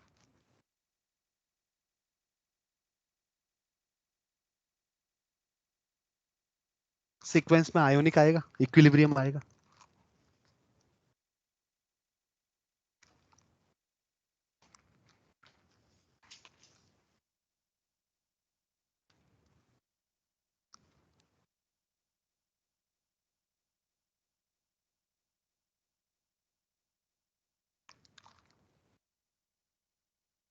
चलो, तो पहले वाले में क्या होगा? बॉन्ड एनर्जी ऑफ रिएक्टेंट, तो 4 टाइम्स, हाँ, बॉन्ड एनर्जी ऑफ क्या हो जाएगा? CH plus 1 times bond energy of carbon double bond carbon plus bond energy of HH, है ना। ये हो गया रिएक्टेंट वाला part, minus 6 times bond energy of CH plus bond energy of CC। एक बार समझ में आ गया? ऐसे हजारों क्वेश्चंस आ जाए तब भी हम सॉल्व कर देंगे। बस ध्यान क्या रखना होता है, कैलकुलेशन में नंबर कहीं गलत नहीं हो। हाइड्रोजन कभी गिवन भी होता है, कभी नहीं होता है। कभी ऑर्गेनिक कंपाउंड ऐसा दे दिया जिसमें हाइड्रोजन नहीं दिख रहे, जैसे लास्ट वाले में, तो उसमें काउंट करके हमें लिखना है कितना है, ठीक है ना। अच्छा, यहाँ पे क्या होगा? बॉन्ड एनर्जी, बॉन्ड एनर्जी को बी से भी लिख सकते हो आप, कोई दिक्कत नहीं है। Energy of HH plus half times, क्योंकि बॉन्ड एनर्जी क्या होती है? पर मोल, इसलिए हाफ मोल के लिए देखना है तो इनटू हाफ करोगे, राइट। क्लियर भी आ रहा है समझ में? और फिर ये रिएक्टेंट हो गया और प्रोडक्ट साइड क्या हो जाएगा? डेल्टा H, वेपोराइजेशन पहले होगा, उससे पहले गैस बन जाएगा, और फिर उसके बाद में 2 times energy of OH bond. Clear भाई? कोई दिक्कत नहीं। ये लिक्विड है ना, तो लिक्विड को पहले किस में कन्वर्ट करेंगे? गैस में, और फिर उसमें बॉन्ड एनर्जी, ठीक है। इसमें क्या हो जाएगा देखो, एनर्जी ऑफ सेम ही है, बस अब कुछ नहीं करना है, हाँ, बस सब्लिमेशन आ जाएगा। Energy of oxygen double bond oxygen, फिर नहीं नहीं, सब्लिमेशन डायरेक्ट लिखो। अरे वो गिवन इंफॉर्मेशन क्या दे रखी है उस पर डिपेंड करेगा, ठीक है ना। ये सब क्वेश्चन पे डिपेंड करेगा भाई, क्वेश्चन के अंदर गिवन इंफॉर्मेशन क्या, भी मैं बताऊंगा, सब कुछ बताऊंगा। सेम ही आएगी, सेम ही वैल्यू, सेम वैल्यू मिलेगी आपको। राइट भाई, आया समझ में? अच्छा यहाँ पे क्या होगा बोलो, रिएक्टेंट साइड कितने CH हैं? CH, ये 2 हाइड्रोजन, देखो अब काउंट करने में दिक्कत होगी, यहाँ पे 2 हैं, यहाँ पर भी 2 हैं, यहाँ पर भी 2 हैं, और यहाँ पर भी 2 है, और यहाँ पर भी एक एक है ना? So total 10। 10, तो 10 इंटू, एक मिनट, हाँ, 10 इंटू ई इंटू, मतलब ई of energy of CH, right? फिर कार्बन, कार्बन कितना है? हाँ, डबल बॉन्ड तो एक है, तो energy 6 of carbon, double bond carbon, ठीक है ना, एक कर दिया, बाकी 5 कितने हैं? हाँ, हाँ 5 हो जाएगा, तो 5 ऑफ एनर्जी ऑफ क्या हो जाएगा? CC हो जाएगा, राइट? 1 2 3 4 5 है, हाँ। और फिर उसके बाद में एनर्जी ऑफ HH, क्लियर? ये हो गया रिएक्टेंट वाला पार्ट, है ना? गलत क्यों, मैं क्यों करवा रहा हूं भाई इतना टाइम देके, ताकि इक्वेशन बनाना हम सीख जाए। फिर माइनस क्या होगा? Product side. तो प्रोडक्ट साइड क्या है बोलो भाई? Energy of 6 times CC bond बोल दूं पहले तो 6 times energy of CC bond, very nice, plus 12 times energy of CH bond, बोलो हाँ या ना? ये यहां पे आ जाएगा, राइट? ऊपर लिखा मैंने, क्लियर? चलो बढ़िया, करे क्वेश्चन हम स्टार्ट।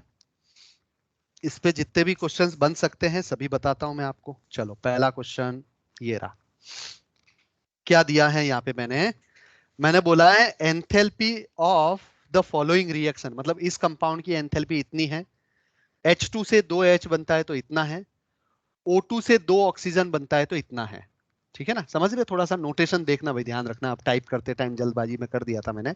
तो O2 से क्या बन रहा है? 2 ऑक्सीजन, ठीक है ना?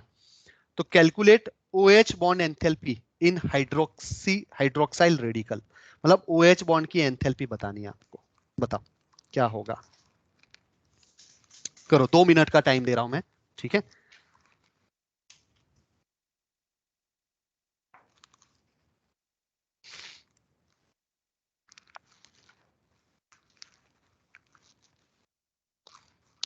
तो हमें ऊपर वाले की बॉन्ड एनर्जी, मतलब OH की बॉन्ड एंथैल्पी, मतलब यहाँ पे बैठा हुआ है, राइट? ये इसकी कैलकुलेट करनी है ना बॉन्ड एनर्जी।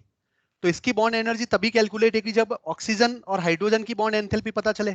तो ये तो हो ही जाएगा भी, सिंपल ही हो गया। देखो कैसे, देखो देखो सिंपल, देखो कैसे। इस रिएक्शन को मैं कैसे लिखूंगा? Delta H reaction equals to energy of HH होगा कि नहीं? क्योंकि प्रोडक्ट वाला पार्ट तो क्या है? 0। इस रिएक्शन को कैसे लिख सकता हूं? Enthalpy of reaction equals to energy of O double bond O, क्योंकि प्रोडक्ट में कोई बॉन्ड है ही नहीं। तो ये इक्वल टू में कितना हो गया? 104.18, और ये इक्वल टू में कितना हो जाएगा? 118.32। तो अब हाइड्रोजन हाइड्रोजन और ऑक्सीजन ऑक्सीजन की बॉन्ड एनर्जी मिल गई हमें, तो अब तो हमारे लिए सिंपल ही हो गया ना। तो delta H nought reaction equal to half into energy of HH plus half into energy of O double bond O minus energy of क्या हो जाएगा? OH हो जाएगा। बोलो यस या नो? अब ये गिवन है, ये कितना है?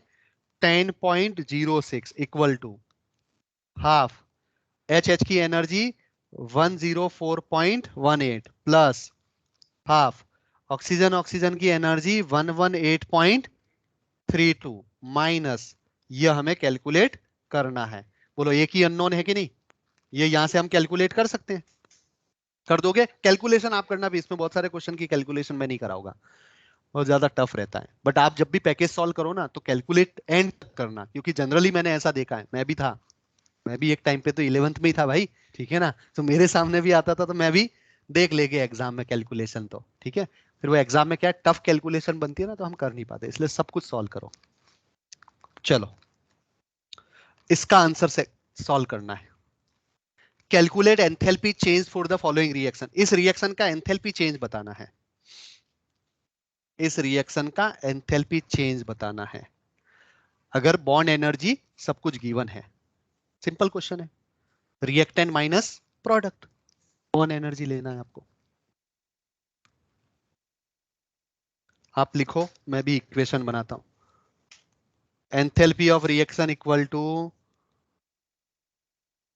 Carbon double bond, energy of carbon double bond carbon, energy of, पहले इक्वेशन बनाओ ताकि वैल्यू बाद में वैल्यू पुट करनी पड़े सीधे, ठीक है ना, plus 4 times energy of C H bond plus energy of H H. अच्छा, पहले रिएक्शन बैलेंस है कि नहीं है ये भी चेक करना जरूरी होता है भाई। ये तो अभी यहाँ तो बैलेंस है, लेकिन इन जनरल में बता रहा हूँ, ठीक है ना। हम क्या करते हैं, लोड नहीं लेते ना यार बैलेंसिंग का, हाँ सीधा सॉल्व करने का काम करते हैं इसलिए। तो energy of carbon carbon single bond plus 6 times energy of C H bond, बस अब ये वैल्यू पुट कर दो, आंसर आपको अब मिल जाएगा। तो ये हो जाएगा आपका 600 plus 4 times 4 times 400 plus 430 minus 330 plus 6 into क्या हो गया 400। इससे देख लेना आप, चेक कर लेना बाद में, ठीक है। चलो भाई आगे बढ़े, इसका आंसर। अब ऐसे क्वेश्चंस थोड़े से ट्रिकी टाइप के हो जाते हैं क्योंकि पहले इक्वेशन बनानी है। ट्रिकी मतलब सिंपल है, ऐसा कोई है नहीं। 1,2 ब्यूटाडाइन, 1,2 ब्यूटाडाइन का क्या करवाना है, कंबस्टन, और उसका क्या कैलकुलेट करना है, एंथैल्पी चेंज। तो एंथैल्पी चेंज बताओ, डेल्टा एच रिएक्शन, स्टैंडर्ड हटा देते हैं हम, स्टैंडर्ड वो हमें चेक नहीं, वो तो अनस्टेबल होगा तो डेल्टा एच पॉजिटिव मिल जाएगा। रिएक्शन का डेल्टा एच पॉजिटिव मतलब नॉन स्पॉन्टेनियस प्रोसेस, इसका मतलब जबरदस्ती आप रिएक्शन करवा रहे हो, नहीं पॉसिबल है, वो एंडोथर्मिक हो जाएगा।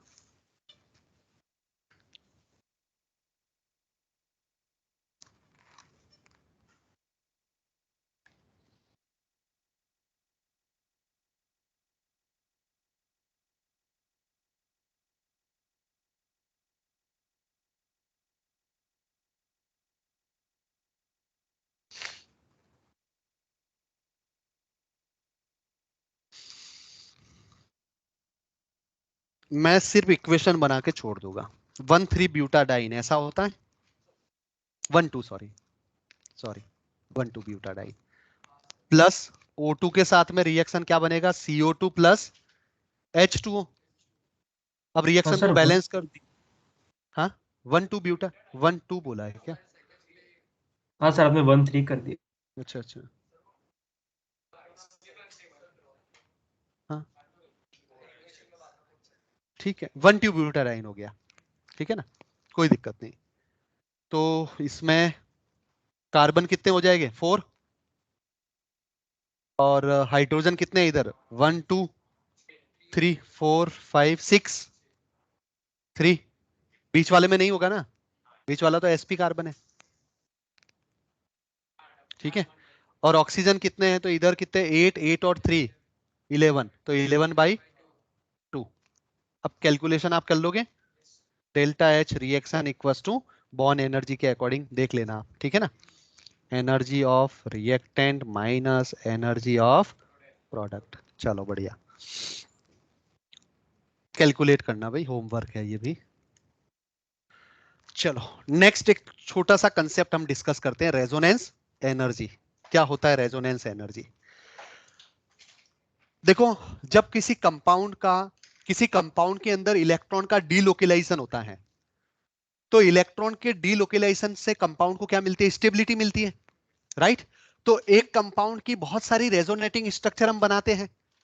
अब बहुत सारी रेजोनेटिंग स्ट्रक्चर के अंदर कुछ स्ट्रक्चर स्टेबल होती है, कुछ स्ट्रक्चर अनस्टेबल होता है कि नहीं होता। भाई रेजोनेंस वाला पार्ट हमने स्टेबिलिटी कंपैरिजन भी डिस्कस किया है। तो एक कंपाउंड के अंदर डीलोकेलाइजेशन पॉसिबल है, तो उस कंपाउंड के अंदर इलेक्ट्रॉन का क्या हो रहा है, मूवमेंट हो रहा है। मूवमेंट होने से बहुत सारी क्या बन रही है, स्ट्रक्चर। उन सभी स्ट्रक्चर को हम बोलते हैं रेजोनेटिंग स्ट्रक्चर। उन सभी रेजोनेटिंग स्ट्रक्चर में से कुछ स्टेबल है तो कुछ क्या है, अनस्टेबल।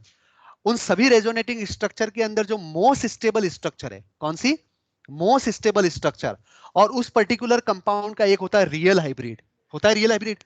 तो रियल हाइब्रिड की एनर्जी और बहुत सारी रेजोनेटिंग स्ट्रक्चर के अंदर मोस्ट स्टेबल की एनर्जी का difference is a resonance energy. Resonance energy मतलब उसके अंदर डीलोकेलाइजेशन करने के लिए एनर्जी जो खर्च हो रही है। भाई कंपाउंड बैठा हुआ है ऐसा पाई इलेक्ट्रॉन, ठीक है ना। अब इलेक्ट्रॉन घूम रहा है, तो घूमना मतलब क्या हो रहा है बेसिकली डिलोकेलाइजेशन। तो घूमने से एनर्जी, घूमने से उसको स्टेबिलिटी ज्यादा मिलती है, ठीक है ना। तो घूम स्टेबिलिटी ज्यादा मिल रही है, तो घूमने से स्टेबिलिटी क्यों मिली, क्योंकि एनर्जी रिलीज हुई। तो जो एनर्जी रिलीज हुई है उसको क्या बोलते हैं हम, रेजोनेंस एनर्जी। तो वो कैसे कैलकुलेट करेंगे, उस कंपाउंड का मोस्ट स्टेबल रियल हाइब्रिड और मोस्ट स्टेबल मतलब रियल हाइब्रिड और मोस्ट स्टेबल जो स्ट्रक्चर है उनकी एनर्जी का डिफरेंस, उसी को हम क्या बोलते हैं, रेजोनेंस एनर्जी। ये तरीका है, बस याद रखना है क्या है, देखो it is the difference between energy of the resonance hybrid and most stable resonating structure। एक एग्जांपल देता हूं मैं आपको, एक एग्जांपल, और ये कैसी है, negative. Resonance energy is always negative, क्योंकि निकल रही है ना, स्टेबिलिटी तो तभी होगी निकलेगी। तो एक एग्जांपल समझाता हूं मैं, अपने पास में है बेंजीन, सिंपल सा एग्जांपल लेता हूं, ज्यादा कॉम्प्लेक्स नहीं। हाँ हाँ, नहीं भाई, हमने स्टेबिलिटी कंपेयर की तो है, 5 रेजोनेटिंग स्ट्रक्चर बनती थी, उसमें हमने ऑर्गेनिक के अंदर स्टेबिलिटी कंपेयर की है ना। कहीं किसी का ऑक्टेट इनकम्प्लीट है तो अनस्टेबल, किसी का ऑक्टेट कंप्लीट है तो स्टेबल, कहीं पे ज्यादा कॉन्जुगेशन बन रहा है तो स्टेबल, चार्ज अगर नहीं है तो स्टेबल। ऐसे 4-5 क्राइटेरिया था, अगर याद आ रहा हो तो, ठीक है ना। चलो अब देखो, ये एक स्ट्रक्चर है कंपाउंड की। अब मैं डबल बॉन्ड को इधर लेके गया, इधर लेके गया, इधर लेके गया, तो ये दूसरी स्ट्रक्चर मिली हमें, ठीक है ना। मैंने सपोज इसको बोल दिया मोस्ट स्टेबल, जस्ट एग्जाम्पल के लिए मैंने इसको क्या बोल दिया, मोस्ट स्टेबल बोल दिया, राइट। और एक इसका रियल हाइब्रिड बनता है। रियल हाइब्रिड कैसा बनता है, ऐसा डॉट डॉट डॉट, जहां जहां पे इलेक्ट्रॉन घूमते हैं उसको हम रियल हाइब्रिड बोलते हैं, राइट। तो ये है आपका रियल हाइब्रिड। अब रियल हाइब्रिड मतलब क्या बोलते हैं हम, आर एच, और ये रेजोनेटिंग स्ट्रक्चर क्या है, आर एस। इनकी एनर्जी का जो डिफरेंस है उसी को हम क्या बोलते हैं, उसी को हम क्या बोलते हैं भाई, resonance energy. Real hybrid minus क्या हो जाएगा, आर एस। अब वो जो ज्यादा जो भी नेगेटिव किससे बने वैसा करना पड़ेगा हमें, जो भी वैल्यू दे रखी हो। वैसे इस पे कैलकुलेशन नहीं आएगी, कैलकुलेशन क्या है वो मैं बताता हूं आपको। क्लियर भाई। तो अब आपको कैलकुलेट करना है, कैलकुलेट करने का तरीका क्या है, देख लो भाई, रट लो इसको फॉर्मूले को। कैलकुलेशन ऑफ रेजोनेंस एनर्जी कैसे कैलकुलेट करते हैं, आपने एक्सपेरिमेंटल कंपाउंड का फॉर्मेशन किया, एक्सपेरिमेंटल जो कैलकुलेशन आएगा एंथैल्पी ऑफ फॉर्मेशन का, और एंथैल्पी ऑफ फॉर्मेशन थ्योरेटिकल आएगा, उसका डिफरेंस ही क्या होगा, रेजोनेंस एनर्जी होगा। भाई एक बार मैंने बेंजीन बनाया, तो बेंजीन बनाया तो उसका जो फॉर्मेशन है वो मैंने एक्सपेरिमेंटली किया कैलकुलेट, और एक मैंने थ्योरेटिकली। जब मैं थ्योरेटिकली करूंगा तो मैं इलेक्ट्रॉन के डीलोकेलाइजेशन की बात ही नहीं करूंगा, मैं तो बोल दूंगा कि ये बेंजीन बन गया। लेकिन जब एक्सपेरिमेंट बताएगा तो वो एनर्जी उसको माइनस करके देगा। तो इन दोनों का डिफरेंस क्या होता है, रेजोनेंस एनर्जी। ये वाली चीज तो क्या होती है भैया, गिवन क्वेश्चन के अंदर, ये क्वेश्चन के अंदर गिवन है ना, एक्सपेरिमेंटल है, ये हमें कैलकुलेट करना पड़ता है। और ये कैसे कैलकुलेट करते हैं हमें पूरा तरीका पता है, फॉर्मेशन, ठीक है ना। तो ये हमें कैलकुलेट करना पड़ता है, और फिर हम डिफरेंस देख के क्या कैलकुलेट करते हैं, रेजोनेंस एनर्जी। तो दो चीज बस आपको यहां पे याद रखनी है, रेजोनेंस एनर्जी जितनी ज्यादा होगी कंपाउंड उतने ज्यादा क्या होगा, स्टेबल होगा। Resonance energy is a difference of real hybrid and most stable resonating structure. हमें कभी नहीं पता करना पड़ेगा कि कौन सा मोस्ट स्टेबल इस पर्टिकुलर टॉपिक में, ठीक है ना। हमारा टारगेट सिर्फ क्या है, रेजोनेंस एनर्जी कैलकुलेट करना। तो जो कंपाउंड है आपके पास में, उसका फॉर्मेशन एक्सपेरिमेंटल वैल्यू कितना है, और थ्योरेटिकली आप जो कैलकुलेट कर रहे हो वो कितना है, वही उसका क्या है, रियल, उसका डिफरेंस ही क्या है, रेजोनेंस एनर्जी। क्लियर भाई, करें इस पे क्वेश्चन सॉल्व। बढ़िया मजेदार क्वेश्चन बनता है, कैलकुलेशन थोड़ी सी बढ़ जाती है लेकिन क्वेश्चन, हाँ ऐसा लेंथी क्वेश्चन बन सकता है। चलो देख लेते हैं, आता तो नहीं है वैसे, अब कम हो गए, लेकिन वैल्यू एक्स वाई जेड के टर्म्स में पूछ के कंसेप्ट दे सकते हैं। एक्स वाई जेड के टर्म्स में दे दिया भाई, सिंपल सा, कैलकुलेशन कुछ भी नहीं करनी है। अब देखो भाई, देखो यहाँ पर सबसे इंपॉर्टेंट चीज, calculate resonance energy of CO2 from following information.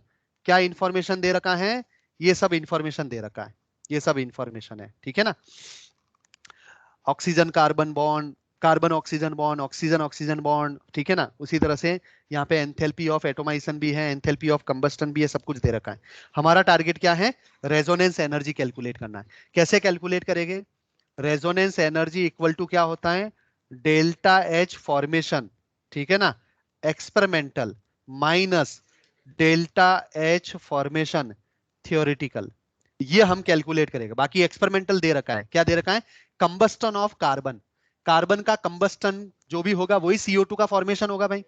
देखो चेक करते हैं इसको। हाँ, कार्बन सॉलिड लिया मैंने, कार्बन सॉलिड की रिएक्शन में किसके साथ में करा रहा हूं, O2 के साथ में करा रहा हूं, क्या बनेगा, CO2 गैस बनेगा।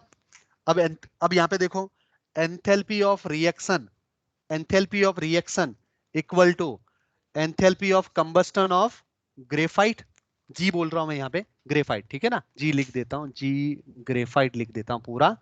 या फिर क्या बोलूं मैं, enthalpy of formation of CO2, yes या नो, क्योंकि रिएक्टेंट साइड तो स्टैंडर्ड है ना, कार्बन का 0 हो गया और O2 का 0 हो गया, इसका मतलब फॉर्मेशन CO2 का मिला, यस या नो। तो ये हमारा थ्योरेटिकल हुआ कि नहीं हुआ, मतलब किसके इक्वल हुआ, कार्बन का कंबस्टन, मतलब वैल्यू कितनी है, -393। तो यहां से पता चल गया, ये एक्सपेरिमेंटल है, सॉरी ये एक्सपेरिमेंटल हो गया ना, ये तो एक्सपेरिमेंटल मिल गया ना भाई, एक्सपेरिमेंटल। हाँ तो हाँ तो delta H formation of CO2 कितना हुआ बोलो, -393, कितना हो जाएगा, -393 किलो जूल पर मोल, यस या नो। अब हमें क्या कैलकुलेट करना है, थ्योरेटिकल कैलकुलेट कर देंगे भाई, कोई दिक्कत नहीं है, ये एक्सपेरिमेंटल, थ्योरेटिकली हम कैसे कैलकुलेट करेंगे, बॉन्ड एनर्जी से।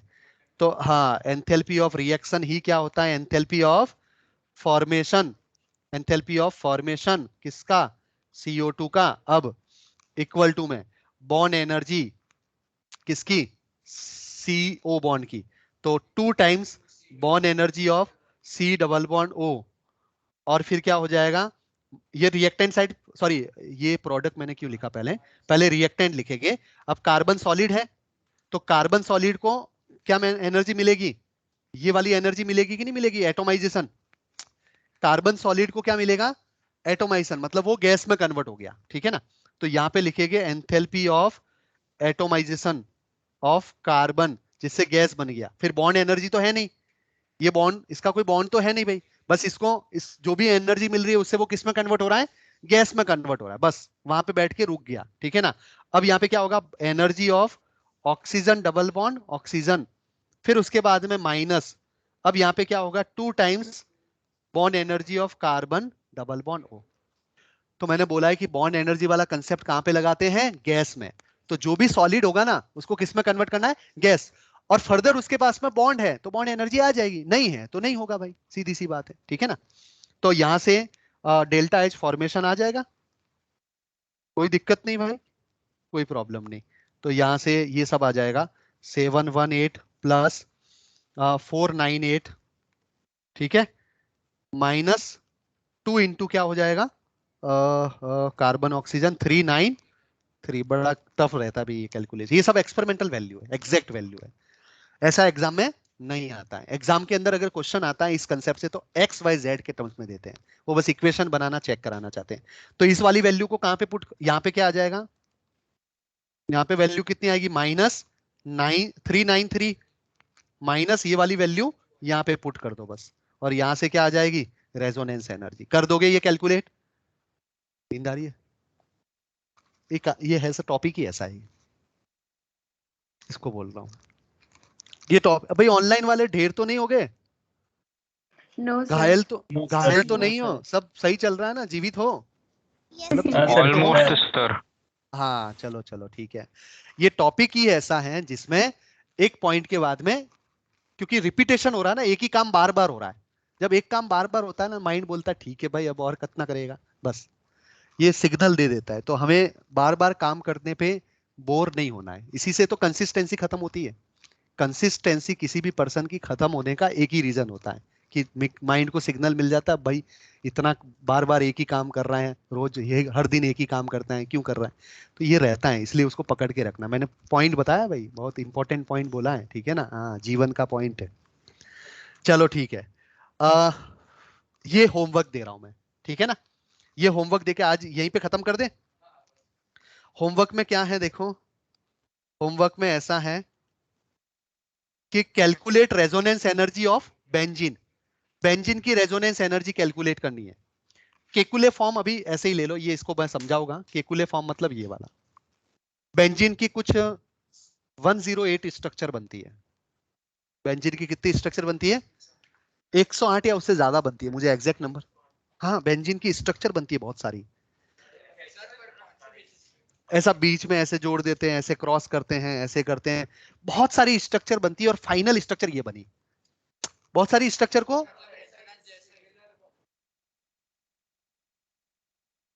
3 डबल बॉन्ड नहीं, 3 डबल बॉन्ड को हटा दिया, ठीक है ना, ऐसी बहुत सारी, मतलब जब जब हमारे पास में एक्सपेरिमेंटल ज्यादा इंफॉर्मेशन नहीं थी ना, तो लोगों ने अपने हिसाब से बनाई। बोले दो ऐसे बीच में ट्रायंगल बना दिए, ठीक है ना, 6 कार्बन को यूज करना था, जैसे जैसे तोड़ तोड़ के जैसा बनाना था। दो दो दो साइक्लोप्रोपेन को ऐसे जोड़ दिया, ठीक है ना, साइक्लोप्रोपेन को, बहुत सारी स्ट्रक्चर बनाई, फाइनली ये बन गई केकुले। मतलब ये जो हम पढ़ते हैं, हमें बाकी स्ट्रक्चर से कोई मतलब नहीं, ये पढ़ा होगा मैं पूरा। ये हम स्टार्ट करेगा हाइड्रोकार्बन के अंदर आएगा एरोमेटिक कंपाउंड, एरोमेटिक कंपाउंड के अंदर आएगा बेंजीन, और बेंजीन की पूरी कहानी हम समझेंगे, ठीक है ना। तो फॉर्मूला फॉर बेंजीन, ठीक है, एंथैल्पी फॉर्मेशन, ये फॉर्मेशन है, मतलब एक्सपेरिमेंटल हो गया, सीधा दे रखा है, कुछ झंझट है ही नहीं। अब हमें रिएक्शन लिखना है, किसका? बेंजीन का। तो बेंजीन का रिएक्शन लिखना है, कैसे बना होगा। तो बेंजीन कैसे बनता है? Carbon solid plus 3H, sorry, हाँ 3H2 गिव्स C6H6, मतलब 6 कार्बन प्लस 3H2, मैं लिख देता हूं यहाँ पे, 6 कार्बन सॉलिड प्लस 3 क्या हो जाएगा? H2, उससे क्या बन जाएगा? C6H6, ये बन गया बेंजीन। यस या नो? बस, तो इससे कर दोगे सॉल्व। इस इक्वेशन से आपको क्या करना है? बॉन्ड एनर्जी वाला कंसेप्ट लगा के डेल्टा एच कैलकुलेट करना है, और एक्सपेरिमेंटल में से उसको माइनस करना है, रेजोनेंस एनर्जी आ गई भाई, कोई दिक्कत ही नहीं है। तो ये होमवर्क है, बाकी थर्ड लॉ ऑफ थर्मोडायनेमिक्स हम नेक्स्ट क्लास में पढ़ेंगे। तो नेक्स्ट क्लास के अंदर जितने भी होमवर्क मैंने दिए थे वो हम डिस्कस कर देंगे, और नेक्स्ट क्लास के अंदर जस्ट जल्दी 5-10 मिनट में सब कुछ कंप्लीट हो जाएगा, तो हम कुछ क्वेश्चन सॉल्व कर देंगे या फिर स्टेट ऑफ मैटर सॉल्व करेंगे। तो लेके आना सभी लोग स्टेट ऑफ मैटर, और अभी आपको मैसेज व्हाट्सएप पे मिल जाएगा, आ गया सेकेंड और थर्ड मिल को। गया। हाँ, तो वो थोड़ा सा क्या है, अभी आकाश पूरे ऑल इंडिया, पेन इंडिया, जितने भी सेंटर है सब जगह पे ऑनलाइन 2 दिन के लिए रख रहे हैं, ताकि क्या क्या प्रॉब्लम आती है इन केस अगर कोविड के केसेस इंक्रीज हो जाते हैं, ठीक है ना, ताकि हमारी स्टडी डिस्टर्ब नहीं हो, क्योंकि हमने फर्स्ट टाइम भी, फर्स्ट लॉकडाउन के अंदर भी हम प्रिपेयर हो गए थे, तो ऑनलाइन में ज्यादा प्रॉब्लम हमें आई नहीं थी, लेकिन फिर भी हम, हाँ, प्रिपेयर करने के लिए, राइट। क्लियर भाई? ऑनलाइन वाले बताओ, सब कुछ बढ़िया?